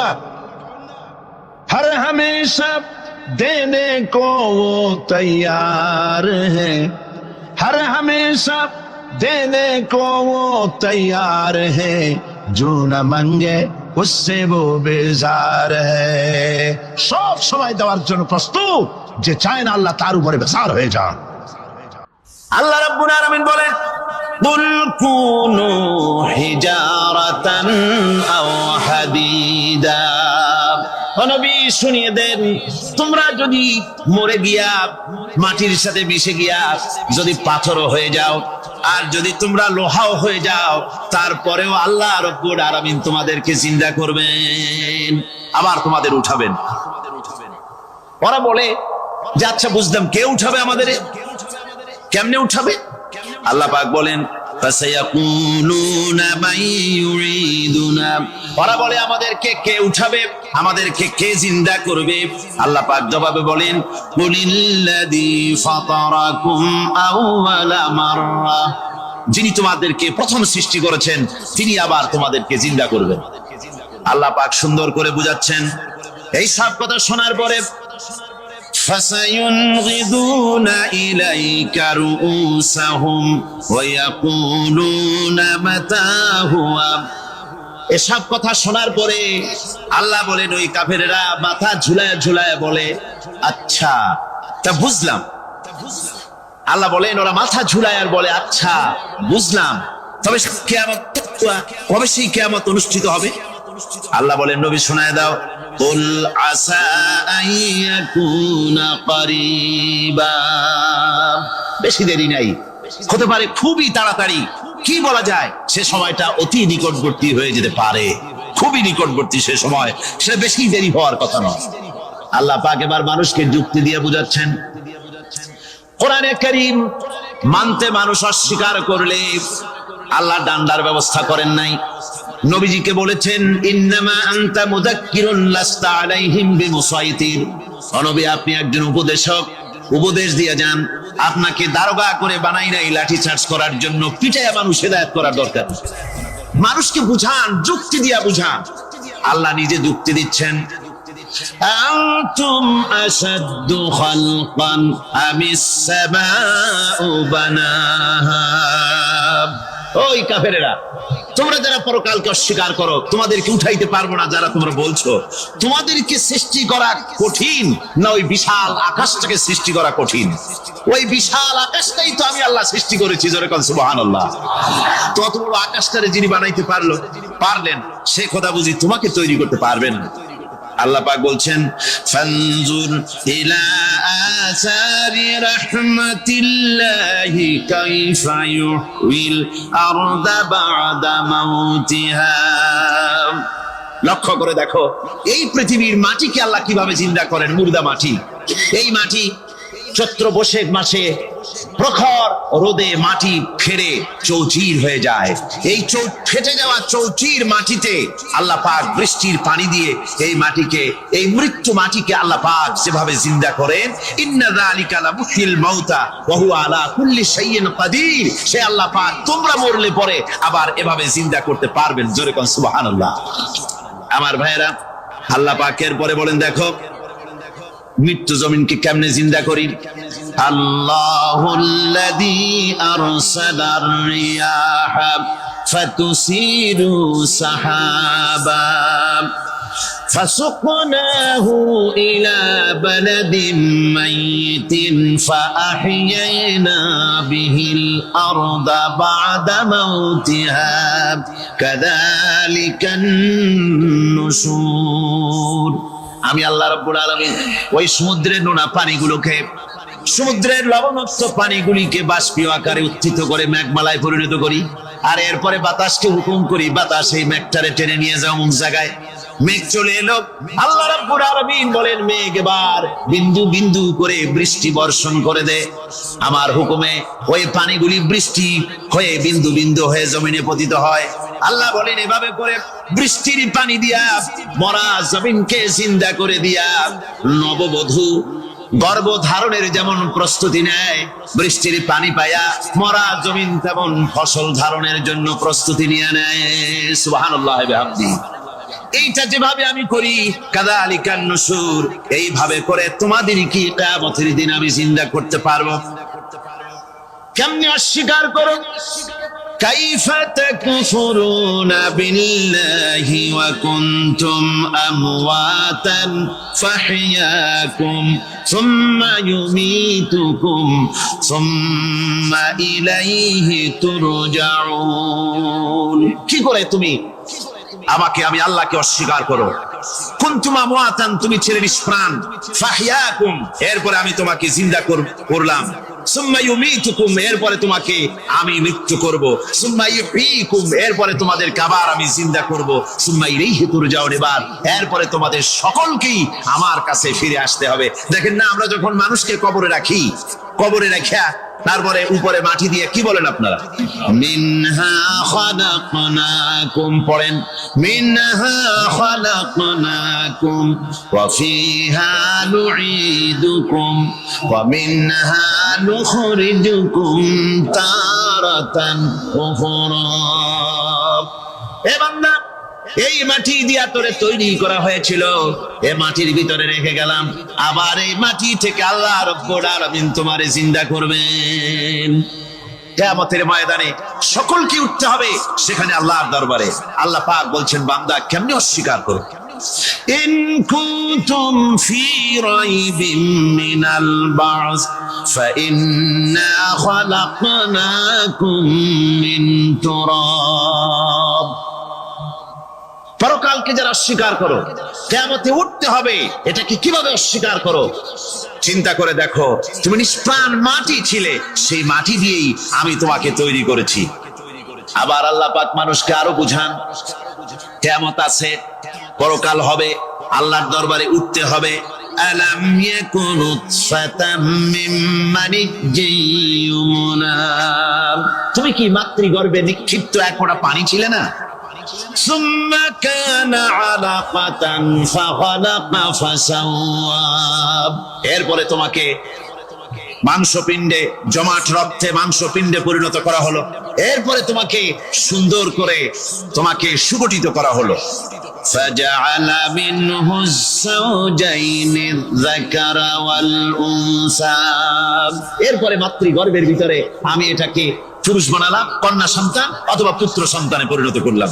এইটা যে পেরেছে, যিনি পেরেছেন, আলাইসা যালিকা বিকাদিরিন আলা আইয়ুহিয়াল মাউতা, সে আল্লাহর পক্ষে কি সম্ভব নয় যে তোমার মৃত্যুর পরে তিনি আবার জিন্দা করতে পারবেন? কি বলবেন, কি বলেন, সম্ভব না?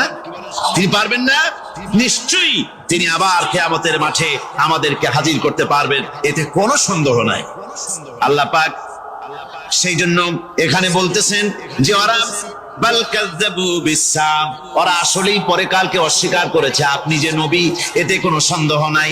আপনি খানা খান, আপনি বাজারে যান, এটাই মূল আপত্তির বিষয় না। মূল কথা হলো তারা পরকালকে অস্বীকার করেছে।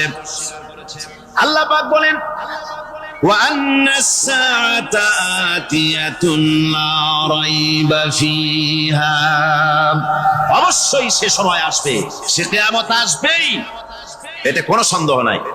وَأَنَّ اللَّهَ يَبْعَثُ مَن فِي الْقُبُورِ, আর আল্লাহ পাক তিনি কবরের মধ্যে অন্তর্হিত যা কিছু আছে সবাইকে কিয়ামতের দিন আল্লাহ পাক ময়দানে উঠাবেন। কিয়ামতে আল্লাহর দরবারে সকলকে হাজির হতে হবে।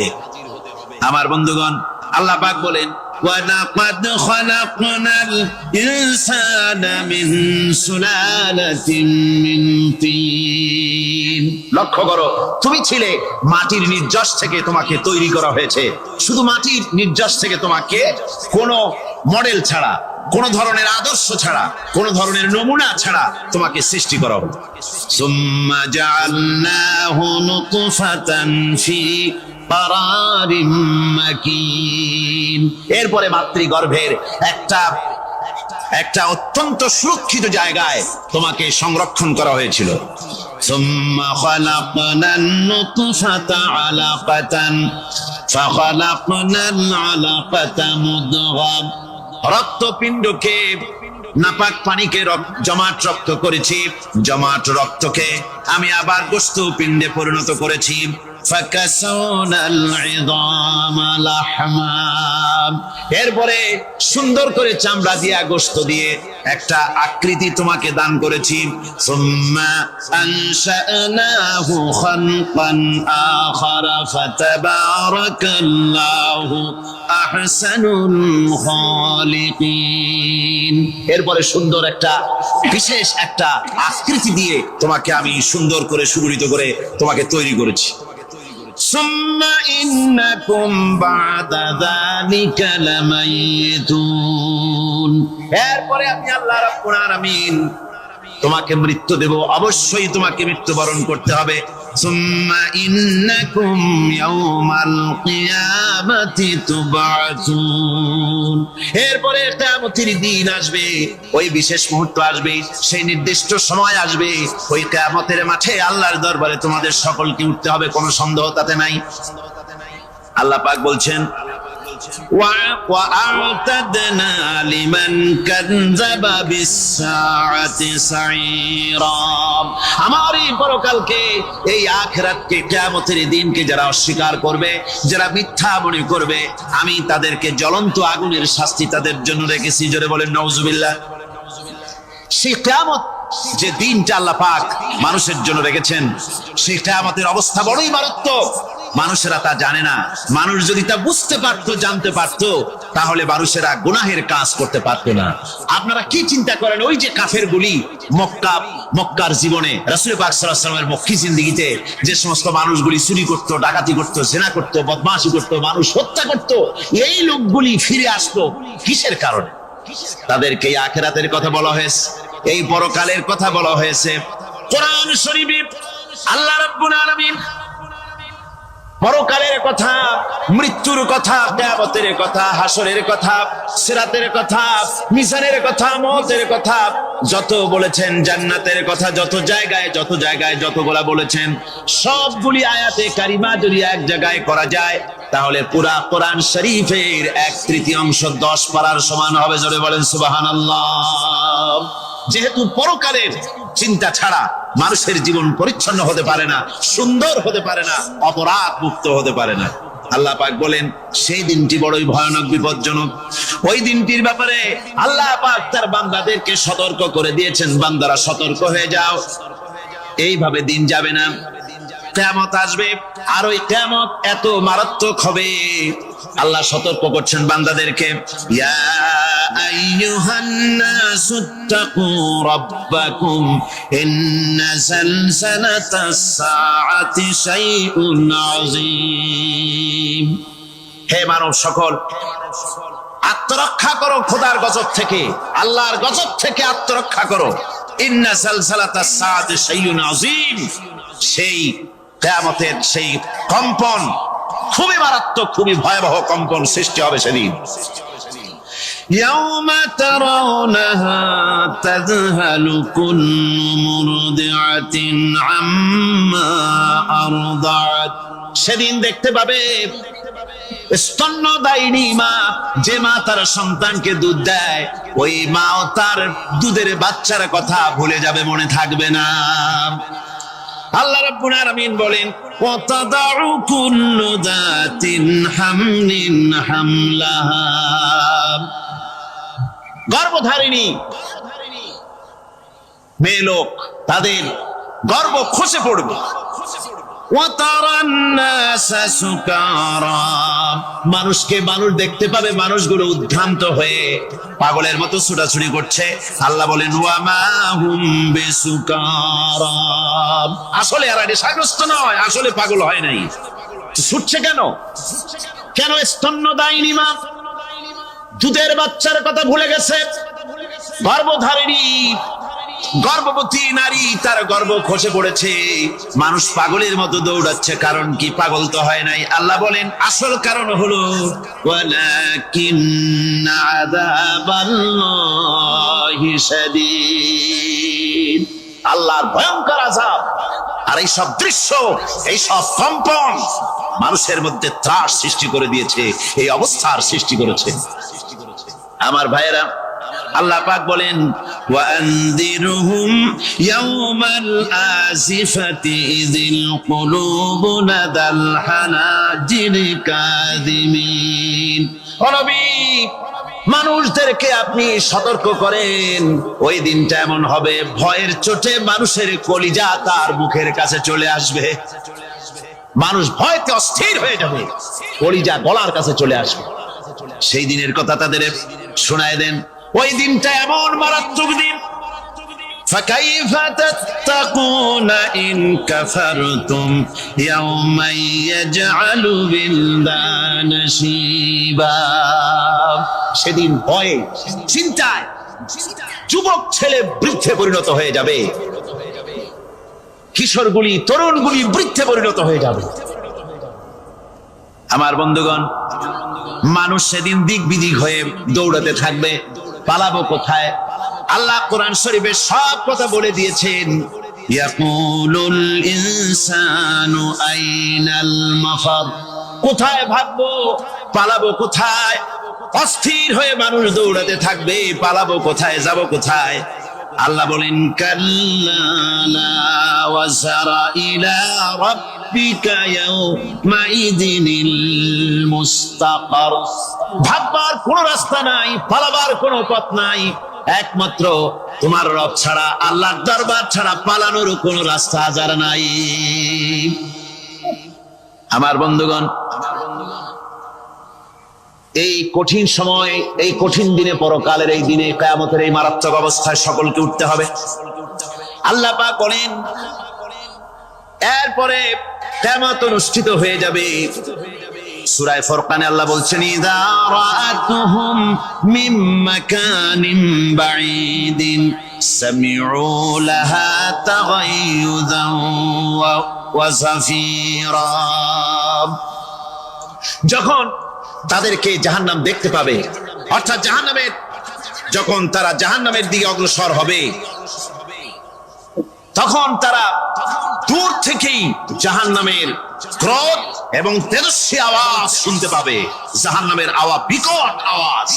ওই যে কক্সবাজারের সমুদ্র সৈকতে ভ্রমণ করতে গিয়ে সমুদ্রের তুফানের আওয়াজ শুনছেন না? কথা কন না কেন? সমুদ্রের তুফানের আওয়াজ শুনেছেন তো? এইটা কি? এটা কিছুই না, এর থেকে মারাত্মক আওয়াজ, তেজস্বী ক্রোধের আওয়াজ কানের মধ্যে আসতে থাকবে জাহান্নামীদের। আল্লাহ রাব্বুল আলামিন বলেন, وَإِذَا أُلْقُوا مِنْهَا مَكَانًا ضَيِّقًا مُقَرَّنِينَ دَعَوْا هُنَالِكَ ثُبُورًا।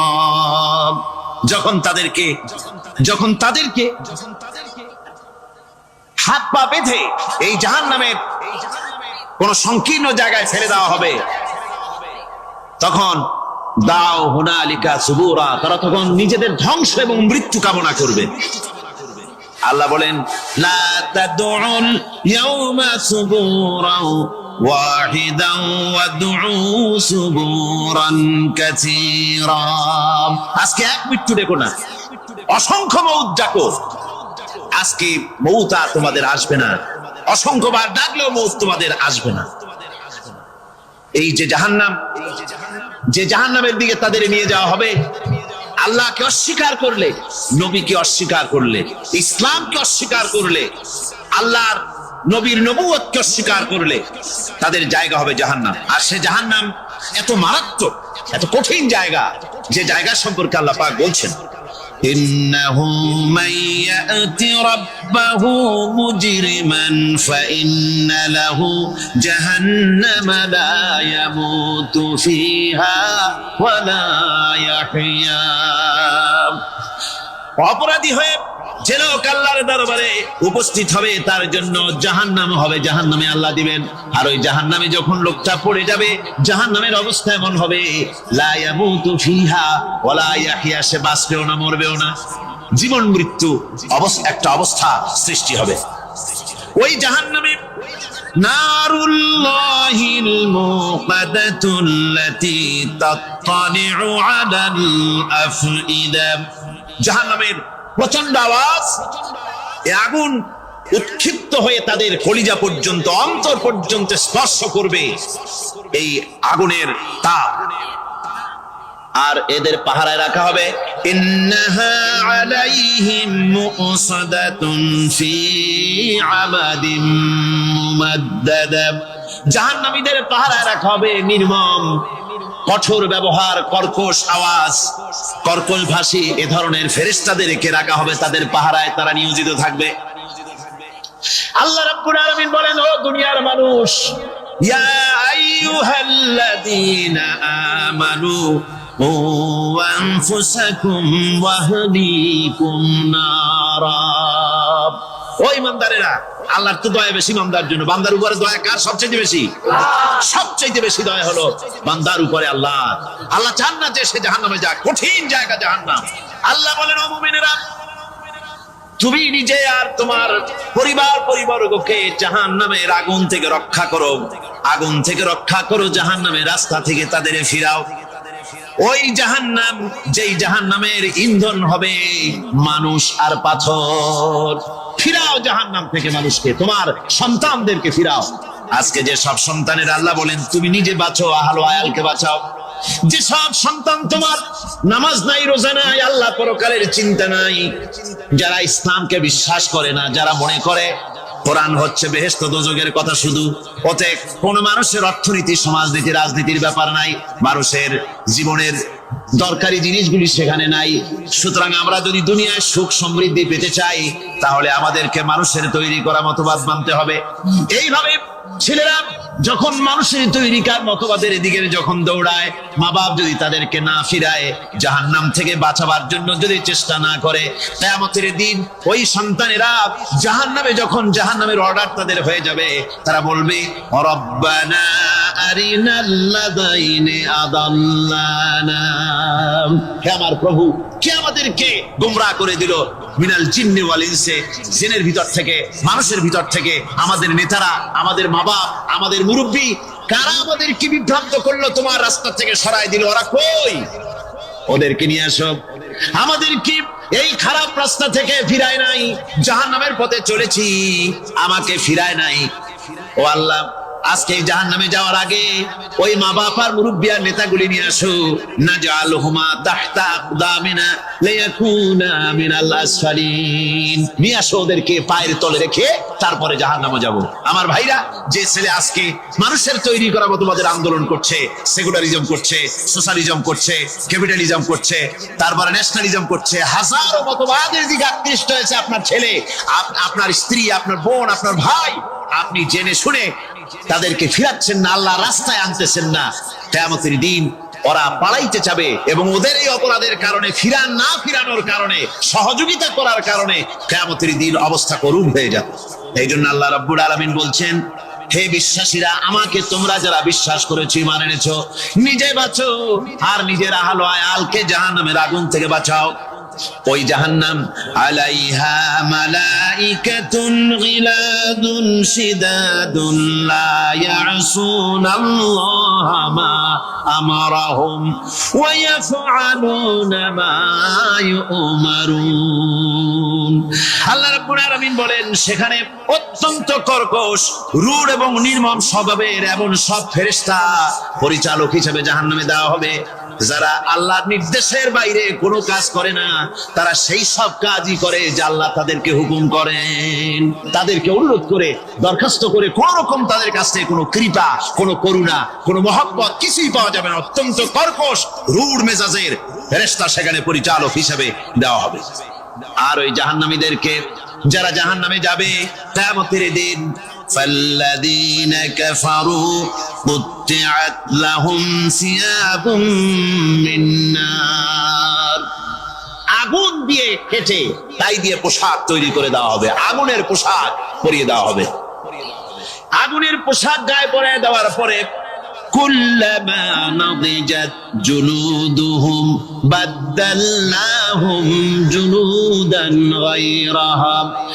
একবার চামড়া পুড়ে যাবে, জাহান্নামের আগুনে চামড়া পুড়ে গলে যাবে, আবার আল্লাহ রাব্বুল আলামিন নতুন করে চামড়া পরিয়ে দিবেন, যাতে করে শাস্তির তীব্রতা অনুভব করতে পারে। জোরে কোন নাউজুবিল্লাহ। আমার ভাইরা, জাহান্নামীরা ক্ষুধার যন্ত্রণায়, তৃষ্ণার যন্ত্রণায় আকাশের দিকে তাকায় থাকবে, উপরের দিকে তাকায় থাকবে, বলবে, আরে যদি একটু বৃষ্টি হতো, মেঘ হতো। হঠাৎ করে দেখবে যে উপরে কালো মেঘ হয়ে গেছে, মনে করবে যে এবার বুঝি বৃষ্টি হবে, পানি পান করব।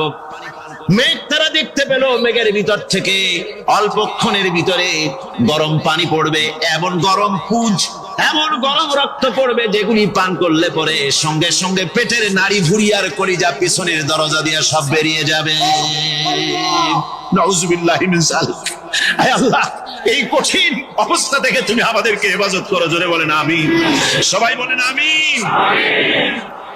আমার ভাইয়েরা, তামসার ব্যাপার নয়।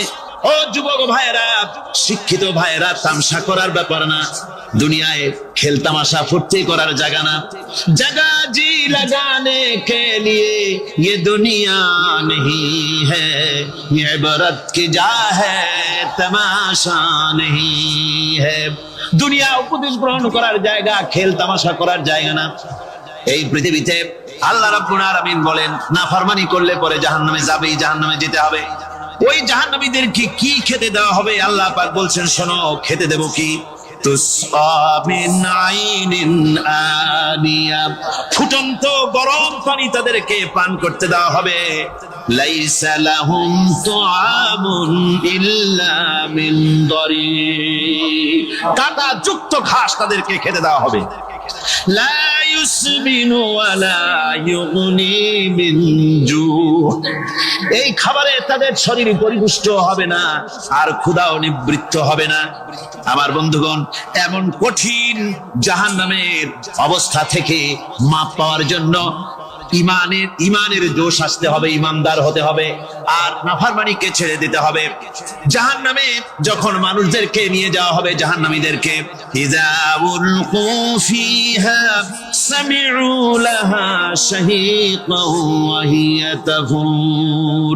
যখনই ক্ষুধাদ্রোহীদেরকে জাহান্নামের দিকে নিয়ে যাওয়া হবে, আজ তো খুব মাতবাড়ি, কত ভক্ত আছে, তারপরে কত শক্তি, কত কিছু, কিন্তু আল্লাহর দরবারে যখন হাজির হবে, কোন শক্তি তখন কাজে লাগবে না, কোন শক্তি কাজে লাগবে না।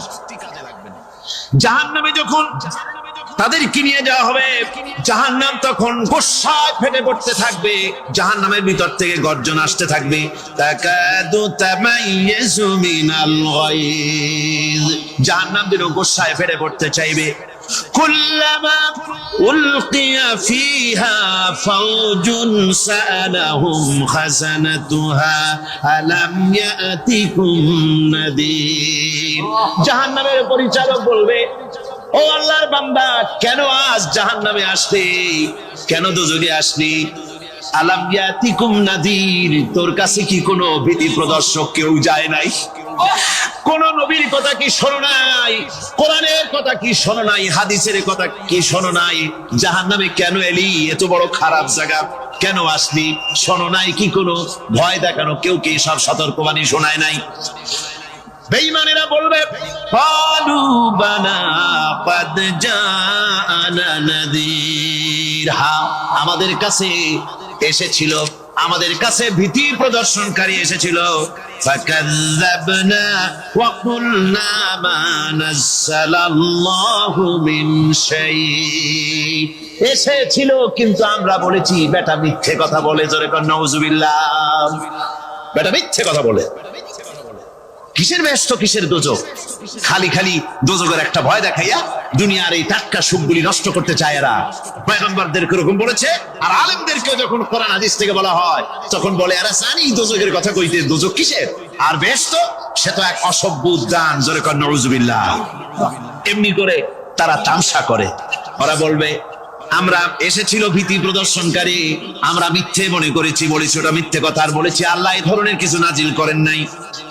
জাহান্নামীরা বলবে, ওয়াকালু লাউ কুন্না নাসমাউ আও নাকিলু মা কুন্না ফি আসহাবিস সাঈর। আরে লাউ কুন্না নাসমাউ, তার মানে হলো যদি আমরা শুনতাম অর্থাৎ মানতাম, যদি নবীর কথা মানতাম, কোরআনের কথা যদি মানতাম, আর যদি ভালো করে বুঝতাম, মা কুন্না ফি আসহাবিস সাঈর, তাহলে আজকে এই জাহান্নামের কঠিন শাস্তি আমাদের লাভ পেতে হতো না, জাহান্নাম থেকে বেঁচে যেতে পারতাম।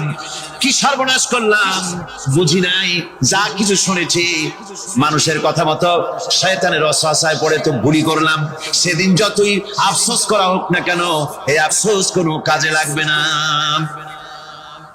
قل أذلك خير أم جنة الخلد التي وعد المتقون كانت لهم جزاء ومصيرا। আল্লাহ বলছেন, এই সব কথা বলার পরে, জাহান্নামের সব শাস্তির কথা শুনাইয়া আল্লাহ বলছেন, বলেন, কুল আযালিকা খায়রুন, এই পরিণতি কি ভালো যে জাহান্নামের পরিণতির কথা বলা হলো? তোমরা যে সমস্ত অবাধ্যতা করতেছো, ঈমান আনতেছো না, নবীকে গালাগালি করছো, ইসলাম মানতেছো না, নাফরমানি করছো, এর পরিণতি যা হবে, আযালিকা খায়রুন, এই পরিণতি কি ভালো? আম জান্নাতুল খুলদিল্লাতী উইদাল মুত্তাকুন, অথবা সেই চিরন্তন জান্নাত যার ওয়াদা করেছেন আল্লাহ পাক মুত্তাকিনদের জন্য। কানাত লাহুম জাযাআন ওয়া মাসীরা, যে জান্নাত হবে তাদের কর্মের প্রতিফল, আর এটাই হবে তাদের মহাযাত্রার শেষ মঞ্জিল। সেই জান্নাত, যে জান্নাত আল্লাহ রেখেছেন মুমিনদের জন্য। কাদের জন্য জান্নাত? মুমিনদের জন্য। সেটা এমন জান্নাত হবে, লাহুম ফিহা মা ইয়াশাউনা খালিদিন, যা চাইবে মনের আশা আকাঙ্ক্ষা অনুযায়ী সব পাবে বেহেশতের মধ্যে। খালিদিন, চিরকাল সেখানে থাকবে। কানা আলা রাব্বিকা ওয়াদান মাসউলা, এটা হচ্ছে তোমার রবের অবশ্য পূরণীয় ওয়াদা। জোরে বলেন সুবহানাল্লাহ। এটা তোমার আল্লাহর ওয়াদা এবং অবশ্যই তিনি তা পূরণ করবেন। তোমরা জান্নাতে থাকবে, সেখানে যা চাইবে তাই পাবে। একজন বলছিল, জান্নাতে যাইয়া যা চাইবো তাই যদি পাই তাহলে তো খুব ভালো কথা। কয় যে হুজুর, আমার তো হোক্কা খাওয়ার দারুণ অভ্যাস, তা বেহেশতের মধ্যে হোক্কা পাবো? বুজুর্গ ব্যক্তি বলছেন, আল্লাহর বান্দা, বেহেশতে যাইয়া যদি তুমি হোক্কা খাইতে চাও তো আল্লাহ তোমার হোক্কা দিবেন, কিন্তু আল্লাহর কসম করে বলতে পারি, বেহেশতে যাইয়া এমন পচা জিনিস খাওয়ার তোমার ইচ্ছে জাগবে না। এত ভালো জিনিস তুইয়া এই পচা জিনিস খাওয়ার ইচ্ছা তোমার জাগবে না মনের ভিতরে। বেহেশত আল্লাহ রাব্বুল আলামিন মুমিনদের জন্য রেখেছেন। আমার ভাইরা, সে বেহেশতের বর্ণনা কোরআনে কারীমের মধ্যে আল্লাহ দিয়েছেন। একদিকে জাহান্নাম, কোরআনের বর্ণনা কত সুন্দর। জাহান্নামের কথা শুনতে শুনতে লোকেরা আল্লাহর ভয়তে হতাশ হয়ে যেতে পারে, আল্লাহর ভয়তে। সেই জন্য যত জায়গায় জাহান্নামের বর্ণনা আছে, সাথে সাথে আবার আশার সঞ্চার করার জন্য আল্লাহ জান্নাতের কথা বলেছেন। কাফার এবং জব্বার নাম আল্লাহ যেখানে ব্যবহার করেছেন, সাথে সাথে আবার গফুর রহিম নাম ব্যবহার করেছেন, বান্দা যেন হয়রান হয়ে না যায়। আমার ভাইরা, একদিকে জাহান্নামের এই কঠিন শাস্তির কথা, আবার অপরদিকে আল্লাহ বলেন, শোনো, এমন জান্নাত আমি রেখেছি, মাসালুল জান্নাতিল্লাতী উইদাল মুত্তাকুন, এমন বেহেশত মুত্তাকিনদের জন্য যার ওয়াদা করা হয়েছে, এমন বেহেশত সেটা, ফিহা আনহারুম মিন মাইন গায়রি আসিন, সেখানে এমন সুন্দর স্বচ্ছ পানির ঝর্ণাধারা, সুমিষ্ট পানির ঝর্ণাধারা রাখা হয়েছে। ওয়া আনহারুম মিন লাবানিন লাম ইয়াতাগায়্যার তা'আমুহু, আর সেখানে দুধের ঝর্ণা রাখা হয়েছে যার স্বাদ কখনো নষ্ট হবে না। ওয়া আনহারুম মিন খামরিন লাজ্জাতান লিশারিবিন, আর রাখা হয়েছে পানির ঝর্ণাধারা যা পানকারীদের জন্য অত্যন্ত সুন্দর হবে, খুবই সুস্বাদু হবে।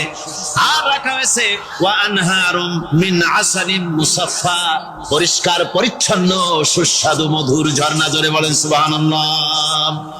গর্ভবতী নারী, তার গর্ভ খসে পড়েছে, মানুষ পাগলের মতো দৌড়াচ্ছে, কারণ কি? পাগল তো হয় নাই। আল্লাহ বলেন আসল কারণ হলো ওয়ালাকিন্না আযাবাল্লাহি শাদীদ, আল্লাহর ভয়ঙ্কর আযাব। আর এই সব দৃশ্য, এই সব কম্পন মানুষের মধ্যে ত্রাস সৃষ্টি করে দিয়েছে, এই অবস্থার সৃষ্টি করেছে। আমার ভাইয়েরা, আল্লাহ পাক বলেন ওয়া আনযিরহুম ইয়াওমাল আসিফাতি ইযিল কুলুবু লাদাল হানাজিরি কাযিমিন, ও নবী, মানুষদেরকে আপনি সতর্ক করেন, ওই দিনটা এমন হবে, ভয়ের চোটে মানুষের কলিজা তার মুখের কাছে চলে আসবে। মানুষ ভয়তে অস্থির হয়ে যাবে, কলিজা গলার কাছে চলে আসবে। সেই দিনের কথা তাদের শোনায় দেন। ওই দিনটা এমন মারাত্মক দিন, ফাকাইফা তাত্তাকুনা ইন কাফারতুম ইয়াওমা ইয়াজআলু বিলদানা শিবা, সেদিন ভয়ে চিন্তায় যুবক ছেলে বৃদ্ধে পরিণত হয়ে যাবে, কিশোরগুলি তরুণগুলি বৃদ্ধে পরিণত হয়ে যাবে। আমার বন্ধুগণ, মানুষ সেদিন দিক বিদিক হয়ে দৌড়াতে থাকবে, পালাবো কোথায়? আল্লাহ কোরআন শরীফে সব কথা বলে দিয়েছেন।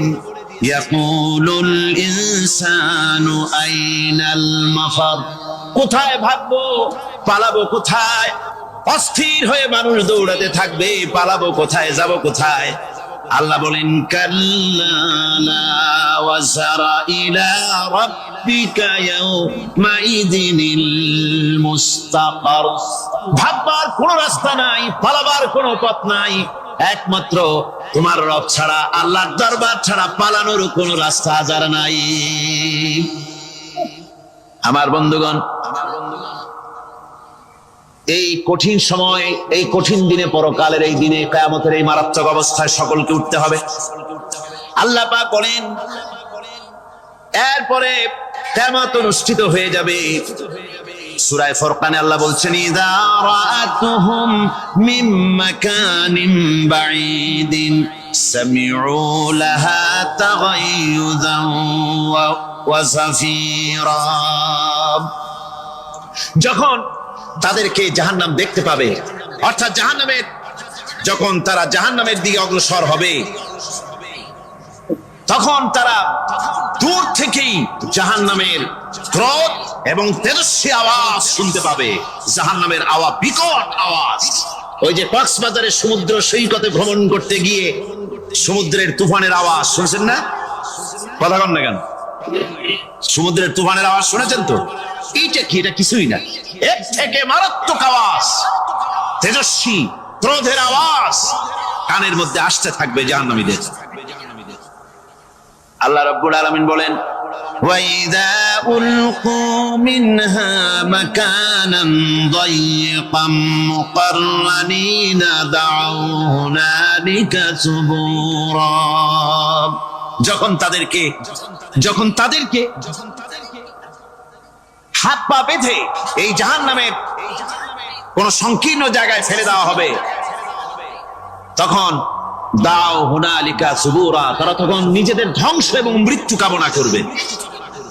আল্লাহ বলেন লা তাদউল ইয়াউমা সুবুরাও ওয়াহিদাও ওয়াদউ সুবুরান কাসীরা। আজকে এক মৃত্যু ডেকো না, অসংখ্য মউত ডাকো। আজকে মউত আর তোমাদের আসবে না, অসংখ্যবার ডাকলেও মউত তোমাদের আসবে না। এই যে জাহান্নামের দিকে তাদের নিয়ে যাওয়া হবে, আল্লাহকে অস্বীকার করলে, নবীকে অস্বীকার করলে, ইসলামকে অস্বীকার করলে, আল্লাহর নবীর নবুয়তকে অস্বীকার করলে তাদের জায়গা হবে জাহান্নাম। আর সে জাহান্নাম এত মারাত্মক, এত কঠিন জায়গা, যে জায়গা সম্পর্কে আল্লাহ পাক বলছেন ইন্নাহু মান ইয়াতি রাব্বাহু মুজরিমান ফাইন্না লাহু জাহান্নামা লা ইয়ামুতু ফিহা ওয়া লা ইয়াহইয়া। অপরাধী হয়ে যে লোক আল্লাহর দরবারে উপস্থিত হবে, তার জন্য জাহান্নাম হবে, জাহান্নামে আল্লাহ দিবেন। আর ওই জাহান্নামে যখন লোকটা পড়ে যাবে, জাহান্নামের অবস্থা এমন হবে লা ইয়ামুতু ফিহা ওয়া লা ইয়াহইয়া, সে বাঁচবেও না মরবেও না, জীবন মৃত্যু একটা অবস্থা সৃষ্টি হবে। ওই জাহান্নামে নারুল্লাহিল মুকাদাতুল্লাতী তাত্তালিউ আলাল আফইদা।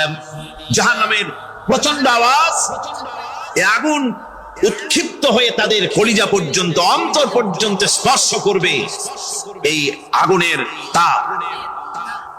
আর এদের পাহারায় রাখা হবে ইন্নাহা আলাইহিম মুসাদাতুন ফি আমাদিম মুমাদ্দাদা। জাহান্নামীদের পাহারায় রাখা হবে নির্মম, কঠোর ব্যবহার, কর্কশ আওয়াজ, কর্কশ ভাষী এ ধরনের ফেরেশতাদেরকে রাখা হবে তাদের পাহারায়, তারা নিয়োজিত থাকবে। আল্লাহ রাব্বুল আলামিন বলেন, ও দুনিয়ার মানুষ, ইয়া আইয়ুহাল্লাযীনা আমানু ও আনফুসাকুম ওয়া আহলিকুম নারা। ও ইমানদারেরা, আল্লাহর তো দয়া বেশি বান্দার জন্য। বান্দার উপরে দয়া কার সবচেয়ে বেশি? সবচেয়ে বেশি দয়া হলো বান্দার উপরে আল্লাহ। আল্লাহ চান না যে সে জাহান্নামে যাক, কঠিন জায়গা জাহান্নাম। আল্লাহ বলেন, ও মুমিনেরা, তুমি নিজে আর তোমার পরিবারবর্গকে জাহান্নামের আগুন থেকে রক্ষা করো, আগুন থেকে রক্ষা করো, জাহান্নামের রাস্তা থেকে তাদের ফিরাও। ওই জাহান্নাম, যেই জাহান্নামের ইন্ধন হবে মানুষ আর পাথর। ফিরাও জাহান্নাম থেকে মানুষকে, তোমার সন্তানদেরকে ফিরাও। আজকে যে সব সন্তানের আল্লাহ বলেন তুমি নিজে বাঁচো, আহল আয়ালকে বাঁচাও।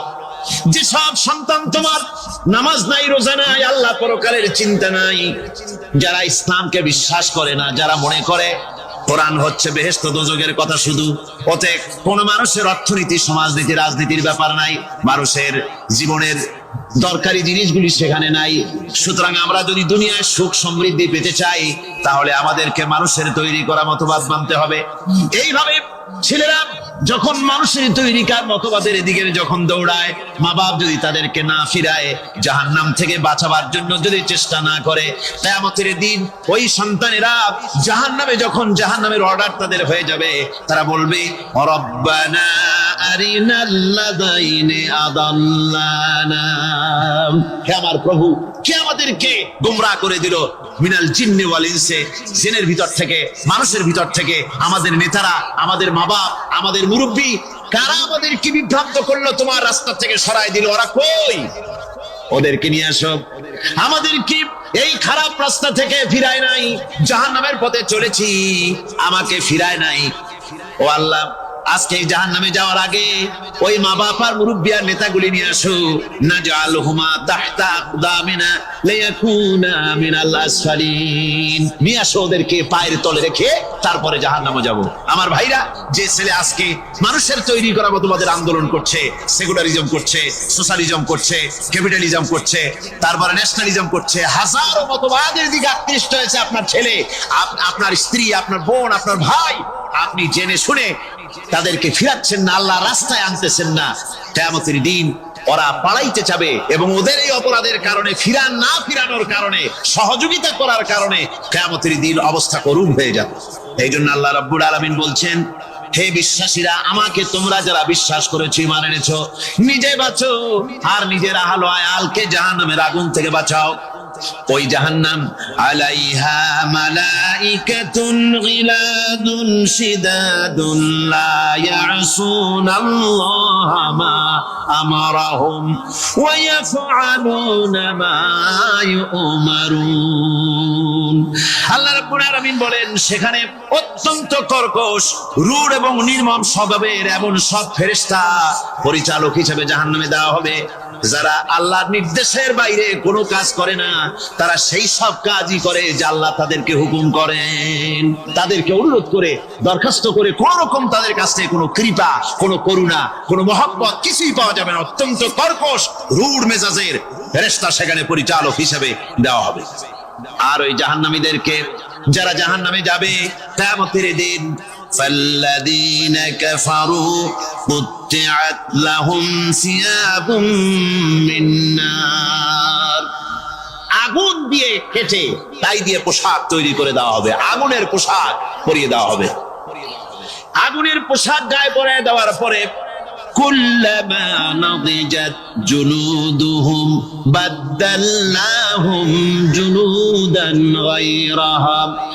একবার চামড়া পুড়ে যাবে, জাহান্নামের আগুনে চামড়া পুড়ে গলে যাবে, আবার আল্লাহ রাব্বুল আলামিন নতুন করে চামড়া পরিয়ে দিবেন, যাতে করে শাস্তির তীব্রতা অনুভব করতে পারে। জোরে কোন নাউজুবিল্লাহ।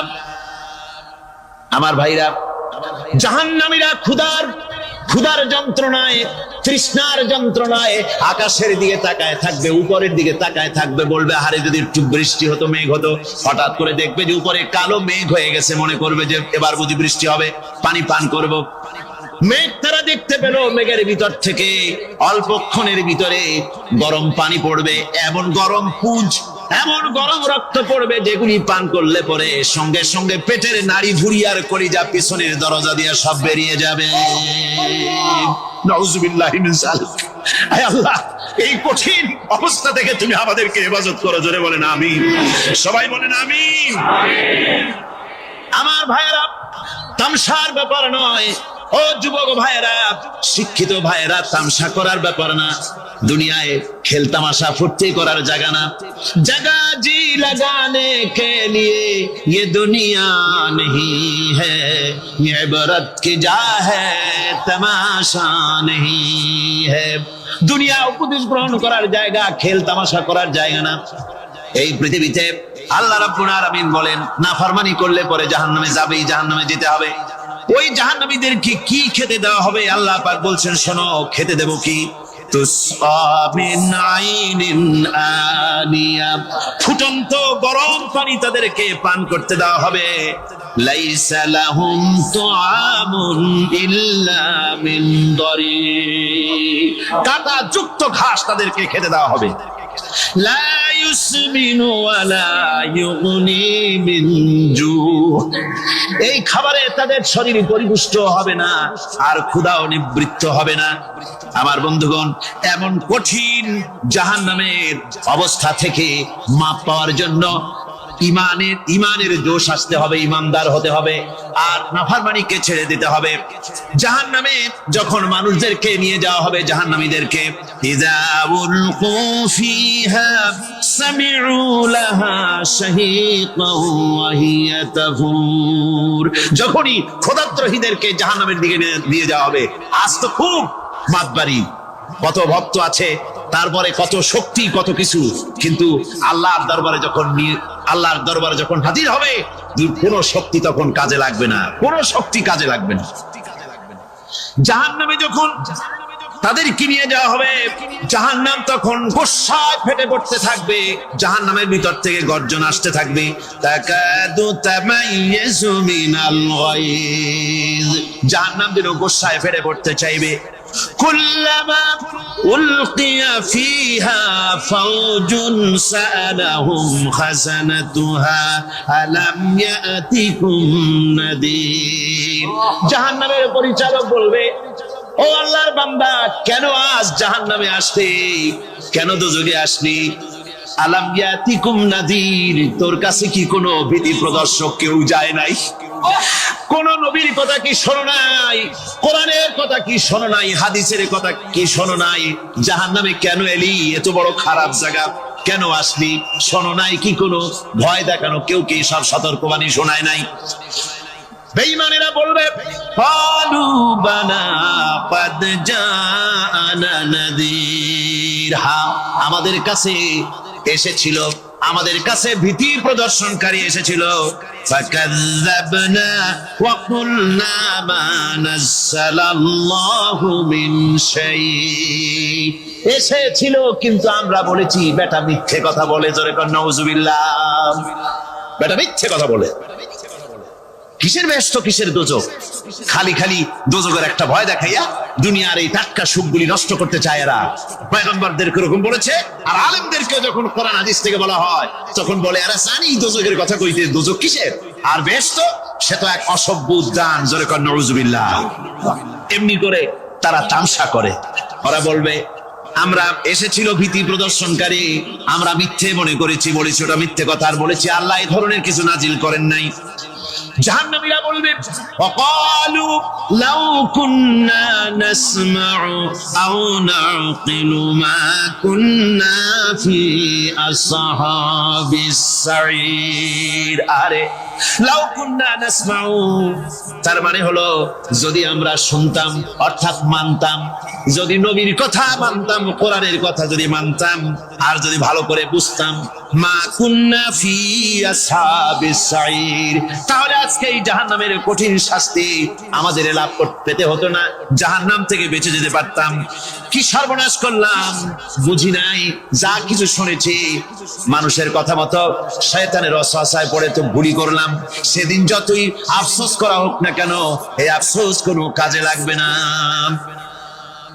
قل أذلك خير أم جنة الخلد التي وعد المتقون كانت لهم جزاء ومصيرا। আল্লাহ বলছেন, এই সব কথা বলার পরে, জাহান্নামের সব শাস্তির কথা শুনে আল্লাহ বলছেন, বলেন, কুল আযালিকা খায়রুন, এই পরিণতি কি ভালো যে জাহান্নামের পরিণতির কথা বলা হলো? তোমরা যে সমস্ত অবাধ্যতা করতেছো, ঈমান আনতেছো না, নবীকে গালাগালি করছো, ইসলাম মানতেছো না, নাফরমানি করছো, এর পরিণতি যা হবে, আযালিকা খায়রুন, এই পরিণতি কি ভালো? আম জান্নাতুল খুলদিল্লাতী উইদাল মুত্তাকুন, অথবা সেই চিরন্তন জান্নাত যার ওয়াদা করেছেন আল্লাহ পাক মুত্তাকিনদের জন্য। কানাত লাহুম জাযাআন ওয়া মাসীরা, যে জান্নাত হবে তাদের কর্মের প্রতিফল, আর এটাই হবে তাদের মহাযাত্রার শেষ মঞ্জিল। সেই জান্নাত, যে জান্নাত আল্লাহ রেখেছেন মুমিনদের জন্য। কাদের জন্য জান্নাত? মুমিনদের জন্য। সেটা এমন জান্নাত হবে, লাহুম ফিহা মা ইয়াশাউনা খালিদিন, যা চাইবে মনের আশা আকাঙ্ক্ষা অনুযায়ী সব পাবে বেহেশতের মধ্যে। খালিদিন, চিরকাল সেখানে থাকবে। কানা আলা রাব্বিকা ওয়াদাম মাসউলা, এটা হচ্ছে তোমার রবের অবশ্য পূরণীয় ওয়াদা। জোরে বলেন সুবহানাল্লাহ। এটা তোমার আল্লাহর ওয়াদা এবং অবশ্যই তিনি তা পূরণ করবেন। তোমরা জান্নাতে থাকবে, সেখানে যা চাইবে তাই পাবে। একজন বলছিল, জান্নাতে যাইয়া যা চাইবো তাই যদি পাই তাহলে তো খুব ভালো কথা। বলছে, হুজুর আমার তো হোক্কা খাওয়ার দারুণ অভ্যাস, তা বেহেশতের মধ্যে হোক্কা পাবো? বুজুর্গ ব্যক্তি বলছেন, আল্লাহর বান্দা, বেহেশতে যাইয়া যদি তুমি হোক্কা খাইতে চাও তো আল্লাহ তোমার হোক্কা দিবেন, কিন্তু আল্লাহর কসম করে বলতে পারি, বেহেশতে যাইয়া এমন পচা জিনিস খাওয়ার তোমার ইচ্ছে জাগবে না। এত ভালো জিনিস তুইয়া এই পচা জিনিস খাওয়ার ইচ্ছা তোমার জাগবে না মনের ভিতর। বেহেশত আল্লাহ রাব্বুল আলামিন মুমিনদের জন্য রেখেছেন। আমার ভাইরা, সে বেহেশতের বর্ণনা কোরআনে কারীমের মধ্যে আল্লাহ দিয়েছেন। একদিকে জাহান্নাম, কোরআনের বর্ণনা কত সুন্দর। জাহান্নামের কথা শুনতে শুনতে লোকেরা আল্লাহর ভয়তে হতাশ হয়ে যেতে পারে, আল্লাহর ভয়তে। সেই জন্য যত জায়গায় জাহান্নামের বর্ণনা আছে, সাথে সাথে আবার আশার সঞ্চার করার জন্য আল্লাহ জান্নাতের কথা বলেছেন। কাহ্হার এবং জব্বার নাম আল্লাহ যেখানে ব্যবহার করেছেন, সাথে সাথে আবার গফুর রহিম নাম ব্যবহার করেছেন, বান্দা যেন হয়রান হয়ে না যায়। আমার ভাইরা, একদিকে জাহান্নামের এই কঠিন শাস্তির কথা, আবার অপর দিকে আল্লাহ বলেন, শোনো, এমন জান্নাত আমি রেখেছি, মাসালুল জান্নাতিল্লাতী উইদাল মুত্তাকুন, এমন বেহেশত মুত্তাকিনদের জন্য যার ওয়াদা করা হয়েছে, এমন বেহেশত সেটা, ফিহা আনহারুম মিন মাইন গায়রি আসিন, সেখানে এমন সুন্দর স্বচ্ছ পানির ঝর্ণাধারা, সুমিষ্ট পানির ঝর্ণাধারা রাখা হয়েছে। ওয়া আনহারুম মিন লাবানিন লাম ইয়াতাগায়্যার তা'আমুহু, আর সেখানে দুধের ঝর্ণা রাখা হয়েছে যার স্বাদ কখনো নষ্ট হবে না। ওয়া আনহারুম মিন খামরিন লাজ্জাতান লিশারিবিন, আর রাখা হয়েছে পানির ঝর্ণাধারা যা পানকারীদের জন্য অত্যন্ত সুন্দর হবে, খুবই সুস্বাদু হবে। আর রাখা হয়েছে ওয়া আনহারুম মিন আসালিন মুসাফফা, পরিষ্কার পরিচ্ছন্ন সুস্বাদু মধুর ঝর্ণা। জোরে বলেন সুবহানাল্লাহ। বিবি এবং নবজাতক সন্তানকে নিয়ে আল্লাহ হুকুম করলেন, এই বিবি আর বাচ্চারে নিয়ে মরুভূমিতে রেখে আসো। মরুভূমিতে যেখানে ঘর নাই, বাড়ি নাই, সেই জায়গায় বিবি এবং বাচ্চাকে রেখে যাওয়ার সময় তিনি বললেন, রব্বানা ইন্নী আসকানতু মিন যুররিয়াতি বিওয়াদিন গায়রি যী যারইন ইনদা বাইতিকাল মুহাররাম। হায় আল্লাহ রাব্বুল আলামিন, আমি পানি এবং তরুলতাবিহীন এক মরুভূমির ভিতরে আমার বংশের একটি অংশকে এখানে রেখে গেলাম। তোমার ঘরের কাছে পুনর্বাসিত, আমি তাদের কাছে, এই ঘরের কাছে, সম্মানিত ঘরের কাছে রেখে গেলাম। পরীক্ষায় তিনি পাশ করলেন। হযরতে হাজরা প্রশ্ন করলেন, ইব্রাহিম, পানি নাই, খাবার নাই, মানুষ নাই, ঘর নাই, বাড়ি নাই, মরুভূমির ভিতরে আমাকে আমার বাচ্চারে ফেলে রেখে যাচ্ছ কেন? কোনো জবাব নাই। 2-3 প্রশ্ন করলেন। এরপরে তিনি আবার প্রশ্ন করলেন, বললেন, ইব্রাহিম, এটা কি আল্লাহর হুকুম নাকি?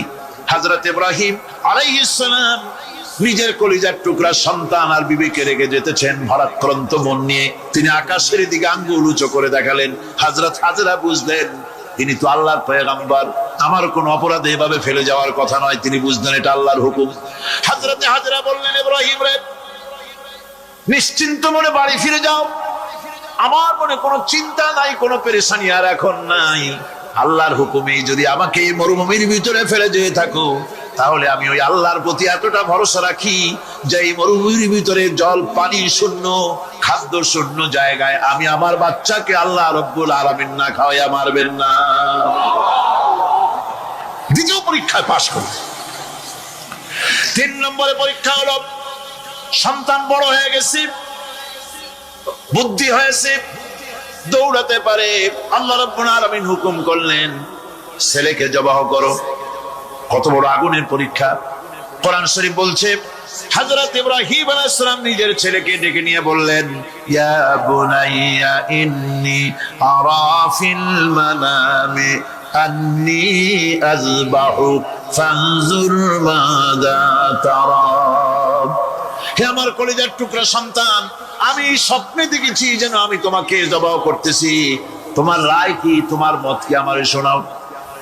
ছেলে পয়গম্বর, ছেলে তার জবাবে বললেন, ইয়া আবাতি ফাআল মা তু'মার সাতাজিদুনি ইনশাআল্লাহু মিনাস সাবিরিন। হে আমার আব্বা জান, আপনি যে ব্যাপারে স্বপ্নের ভিতরে আদিষ্ট হয়েছেন, আপনি তা কার্যকরী করুন। আমাকে এতটুকু অধৈর্যের মধ্যে পাবেন না, আমাকে ধৈর্যশীলদের মধ্যে পাবেন। আমারে আপনি আল্লাহর হুকুম পালন করেন। আল্লাহ পাক শোনাচ্ছেন, ফালাম্মা أسلما وتله للجبين পিতা পুত্র দুজনই রাজি হয়ে গেল। পিতা তার ছেলেকে কাঁধ করে গলার উপরে ছুরি ধরেছেন। আল্লাহ রাব্বুল আলামিন ইসমাইল জবাই হোক এটা আল্লাহ চান নাই, আল্লাহ চেয়েছেন পরীক্ষা করতে। পরীক্ষায় ইব্রাহিম পাস হয়ে গেলেন। আল্লাহ পাক বলছেন ওয়ানাদাইনাহু আইয়া ইব্রাহিম قد صدقت الرؤيا إنا كذلك نجزي المحسنين। আমি ইব্রাহিমকে ডেকে বললাম, ইব্রাহিম তুমি তোমার স্বপ্নকে বাস্তবে রূপ দিয়েছো, আর এভাবেই করি আমি মুহসিনদেরকে পুরস্কৃত করে থাকি। আল্লাহ পাক খুশি হলেন। আল্লাহ পাক বললেন ইন্না হাযা লাবালাউল মুবিন, নিঃসন্দেহে এটি একটি বিরাট পরীক্ষা ছিল। ঠিক কি না গো? আল্লাহ নিজে বলছেন এটা একটি বিরাট পরীক্ষা, আযীম ইমতিহান। সে ইমতিহানে তিনি পাশ করলেন। পরীক্ষায় উত্তীর্ণ হওয়ার জন্য রব্বুল আলামিন পুরস্কার দিয়া দিলেন। আল্লাহ পাক বললেন সালামুন আলা ইব্রাহিম। পড়েন সবাই, সালামুন আলা ইব্রাহিম। ইব্রাহিমের প্রতি আল্লাহ পাক বললেন ইব্রাহিমের প্রতি সালাম রইল। সুবহানাল্লাহি ওয়া বিহামদিহি। ইবাদত এর আনুগত্যের এই উৎকৃষ্ট দৃষ্টান্ত স্থাপনের পর আল্লাহ পাক তার গোটা বিশ্বের মুসলমানদেরকে কিয়ামত পর্যন্ত ইব্রাহিম আলাইহিস সালামকে জাতির পিতা বানায়া দিলে। সুবহানাল্লাহ কইতে ইচ্ছা করে না? এরকমের পরীক্ষা কোন পিতারা দিতে পারছে নাকি? গোটা বিশ্বের সমস্ত মানব মণ্ডলীর জন্য আল্লাহ পাক ইব্রাহিম আলাইহিস সালামকে কিয়ামত পর্যন্ত জাতির পিতা হিসাবে ঘোষণা করেছেন। সুবহানাল্লাহ। মিল্লাত আবিকুম ইব্রাহিম হুয়া সাম্মাকুমুল মুসলিমিন। তোমরা তোমাদের পিতা ইব্রাহিমের মিল্লাতের উপর প্রতিষ্ঠিত হও। আল্লাহ পাক বলছেন তোমাদের পিতা ইব্রাহিমের মিল্লাতের উপর প্রতিষ্ঠিত হও, আর আল্লাহই তোমাদের নাম রেখেছে মুসলমান। তোমরা হচ্ছে মুসলমান। আমাদের পরিচয়, ওই যে পরিচয়ের কথা আগে হয়ে গেছে, আমাদের পরিচয় আমরা মুসলমান। আমাদের পরিচয় কি? মুসলমান। এটা প্রথম পরিচয়। সম্রাট শাহজাহানের সময় এক ফকির, এক ভিক্ষুক ভিক্ষা করে বেড়াতো। 70-80 বছর বয়স হয়ে গিয়েছে। এক লোক বলছে সারা জীবন তো তোমার ছোটবেলা থেকে ভিক্ষা করতে দেখলাম। সে বলল মানুষের দেয় তো 2 পয়সা 1 পয়সা, ভিক্ষা ছাড়া করবোটা কি?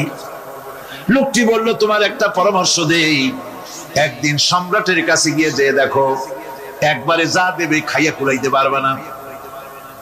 সম্রাট শাহজাহান কোথায় আছে এখন? দেখো গিয়ে মসজিদে আছে। লোকটি মসজিদের বাইরে গিয়ে দেখে সম্রাট একা হাত তুলে বসে আছে, চোখ থেকে পানি পড়তেছে দর দর করে, দাড়ি ভিজে জামায় পড়তেছে। বহুক্ষণ দাঁড়িয়ে আছে। এরপরে সম্রাট তার মুনাজাত শেষ করে বেরিয়ে আসছেন। ফকিরের সঙ্গে দেখা। ফকির বলল আসসালামু আলাইকুম। তিনি বললেন ওয়ালাইকুম আসসালাম ওয়া রাহমাতুল্লাহ। ফকির রওনা করেছে। বাদশা বলছে তুমি তো একজন ভিক্ষুক মানুষ বলি মনে হয়, আমার কাছে তো কেউ কিছু না চাইয়া যায় না, তুমি যে কিছু না চেয়েই চলে যাচ্ছ। ভিক্ষুক বলছে জাহাপানা, সত্যি কিছু চাইতে এসেছিলাম আপনার কাছে, কিন্তু আপনার অবস্থা দেখে আমার জ্ঞানের চোখ খুলে গেছে। আমি দেখতে পেলাম আমি যে সম্রাটের কাছে ভিক্ষা চাইতে আসলাম, আমি তো শুধু তাকায় আছি, আমি তো কান্দি না, বরং আমি যার কাছে চাইতে এসেছি তিনি আমার চাইতে আরো নগণ্য ভিক্ষুকের মতো হয়ে কার কাছে যেন হাত পেতে চোখের পানি ফেলে কান্দে। মনে মনে ভাবলাম সম্রাট কান্দে যে সম্রাটের কাছে, ওই আল্লাহ সারা জীবনে কারো কাছে কিছু চাইব না। আল্লাহর কাছে চাওয়ার অভ্যাস করুন, তিনি দিতে পারেন, সবকিছু তার আছে। এই বিশ্বাস মনের ভিতরে জমাতে হবে, তাহলেই সত্যিকারের মুসলমান আমরা হব। আল্লাহ পাক সত্যিকারের গোলাম আমাদেরকে বানাবেন। আমরা বলি আমিন। আজকে আমি বেশি কথা বলবো থেকে মাথা পর্যন্ত সব আমার আল্লাহ। এই আল্লাহ আল্লাহ তাআলা বলে, হে দুনিয়ার মানুষ, এই সূরার শেষে আল্লাহ তাআলা বলেন, সুম্মা লাতুসআলুন্না ইয়াউমা ইযিন আনিন নাঈম। আল্লাহ তাআলা বলে, বান্দা, প্রত্যেকটা মানুষের শহরে শরীরের ভিতরে আমি আল্লাহ যা দিলাম, পাত থেকে মাথা পর্যন্ত সমস্ত অঙ্গ প্রত্যঙ্গের হিসাব নেওয়া হবে, প্রত্যেকটা নিয়ামতের হিসাব নেওয়া হবে। এই জন্য বান্দা, মরার আগে সোজা হয়ে যাও। আল্লাহ তাআলা বলে, বান্দা জানিয়ে রাখো, আমি আল্লাহ কত সুন্দর তোমাদের জন্য এ দুনিয়ায় নাজ নিয়ামত দিয়ে আমি আল্লাহ তাআলা তোমাদের পরীক্ষা করলাম, কিন্তু তোমরা আমি আল্লাহকে ভুলে গেছো। আল্লাহ তাআলা বলে, বান্দা, এই জন্য মরার আগে সোজা হও। তোমার মরতে হবে, দুনিয়ায় বাঁচার মতো ক্ষমতা কারো নাই। জোরে বলেন না, কথা ঠিক কিনা? আল্লাযী খালাকাল মাউতা ওয়াল হায়াতা লিয়াবলুয়াকুম আইয়ুকুম আহসানু আমালা ওয়া হুয়াল আজিজুল গফুর। আল্লাহু আকবার বলেন। আল্লাহ তাআলা বলেন, বান্দা, ও আল্লাহ তাআলার বান্দা, তোমরা ভালো হয়ে যাও, তোমরা ভালো হয়ে যাও, মরার আগে সোজা হও, মরার আগে ভালো হও। জানিয়ে রাখবা বান্দারে, মরার আগে সোজা হতে না পারলে মৃত্যুর উপরে সোজা হওয়ার আর কোনো সুযোগ নাই। ইয়া আইয়ুহাল্লাযীনা আমানুত্তাকুল্লাহ হাক্কা তুকাতিহি ওয়া লা তামুতুন্না ইল্লা ওয়া আনতুম মুসলিমুন। আল্লাহ তাআলা বলে, বান্দা, আমি আল্লাহকে ভয় করো, আমি আল্লাহর ভয় করো, ভয় করার মতো ভয় করো, আর মরার আগে মুসলমান হয়ে মরো। মুসলমান হওয়া ছাড়া মইরো না। জোরে বলেন না, কথা ঠিক কিনা? মুসলমান কাকে বলে? আমার দিকে দেখান। এক নম্বরে কালিমা ওয়ালা আশহাদু আল্লা ইলাহা ইল্লাল্লাহ ওয়া আশহাদু আন্না মুহাম্মাদার রাসূলুল্লাহ ওয়া আকিমুস সালাত ওয়া আতুজ যাকাত ওয়া তাসুমু রমাজানা ওয়া তাহাজ্জাল বাইতা ইন ইসতাতা'তা ইলাইহি সাবিলা। ওরে বান্দা, মুসলমান হওয়া ছাড়া মইরো না। নামাজ পড়ো, রোজা রাখো, হজ করো, যাকাত দাও, কালিমা পড়ো, খাঁটি ইমানদার হইয়া মরো। ইমানদার হওয়া ছাড়া কবরে আসিও না। ইমানদার হতে চায় কারা কারা? হাত তুলে দেখাই না। হারাই তাকবীর, লিল্লাহি তাকবীর। কোরআন হাদিসের আলো, নারাহি তাকবীর। হাত নামান আমার ভাইয়ারা। এই জন্য আমার দিকে দেখান, বলতেছি না, আল্লাহ রাব্বুল আলামিন কোরআনে কারিমে বলেন, হে দুনিয়ার মানুষেরা, তোমরা দুনিয়াতে মুসলমান হওয়া ছাড়া কবরে আসিও না, ভালো হয়ে যাও। নমরুদ, ফিরাউন, তারা কিন্তু সোজা হয় নাই, দুনিয়াতে সোজা হয় নাই, খোদার দাবি করেছে। এরা দুনিয়ায় আসে না, মারা গেছে। জোরে বলেন, নমরুদ, ফিরাউন আছে না মারা গেছে? এরা মারা গেছে। আল্লাহ তাআলা বলে, বান্দা, এই জন্য মরণ সময় আছে, কেউ মনের হাত থেকে রেহাই পাবা না, কেউ বাঁচতে পারবা না। মরণ ভাইজান, এই জন্য মরণের প্রস্তুতি গ্রহণ করার আগে আগে তুমি ভালো হয়ে যাও, সোজা হয়ে যাও। মরার পরে ভালো হওয়ার সুযোগ আর তোমার নাই। জন্মিলে মানুষের মরণ হবে, জীবনের পাহাড়ে যেতে হবে, সাদা কাফনে জড়াতে হবে, দুদিনের পৃথিবীটা ছাড়তে হবে, দুনিয়ার খেলা যাবে, সঙ্গ হবে মিছে দুনিয়ার, মিছে মায়া, মিছে দুনিয়ার ভালোবাসা, মিছে দুনিয়ার লোভ লালসা, মিছে দুনিয়ার স্বপ্ন আশা, মিছে দুনিয়ার স্বপ্ন আশা। জন্মিলে মানুষের মরণ হবে, বলেন না, কথা ঠিক কিনা? এই জন্য বাবা, মরার আগে সোজা হয়ে যাও, মরার আগে ভালো হয়ে যাও। মরার পরে সোজা হওয়ার আর কোনো সুযোগ আমার আপনার নাই। নমরুদ আল্লাহকে মানে নাই, ফিরাউন আল্লাহকে মানে নাই। তারা খোদার সাথে, খোদার আল্লাহর সাথে খোদার দ্রোহিতা করছে। আল্লাহ তাআলা আগে বলছে সোজা হয়ে যাও, ভালো হয়ে যাও। আজকে নমরুদ কবরে চলে গেছে, ফিরাউন কবরে চলে গেছে। আমার দিকে তাকান, যত বড় সন্ত্রাস হন না কেন, যত বড় ডাকাত হন না কেন, যত বড় পাওয়ারওয়ালা মানুষ হন না কেন, ভাইজান এই জমানায় এই এলাকায় কত ভাইজান রে দুর্ধর্ষ ডাকাত ছিল, সন্ত্রাস ছিল, তারা আজকে কবরে শুয়ে গেছে। কত প্রতাপশালী মানুষ ছিল, তারা কবরে শুয়ে গেছে। তাদের কবরের পাশে যে তাকায় দেখে, তাদের কবরে এখন ছাগলে ঘাস খায়, তাড়াবার মতো ক্ষমতা আর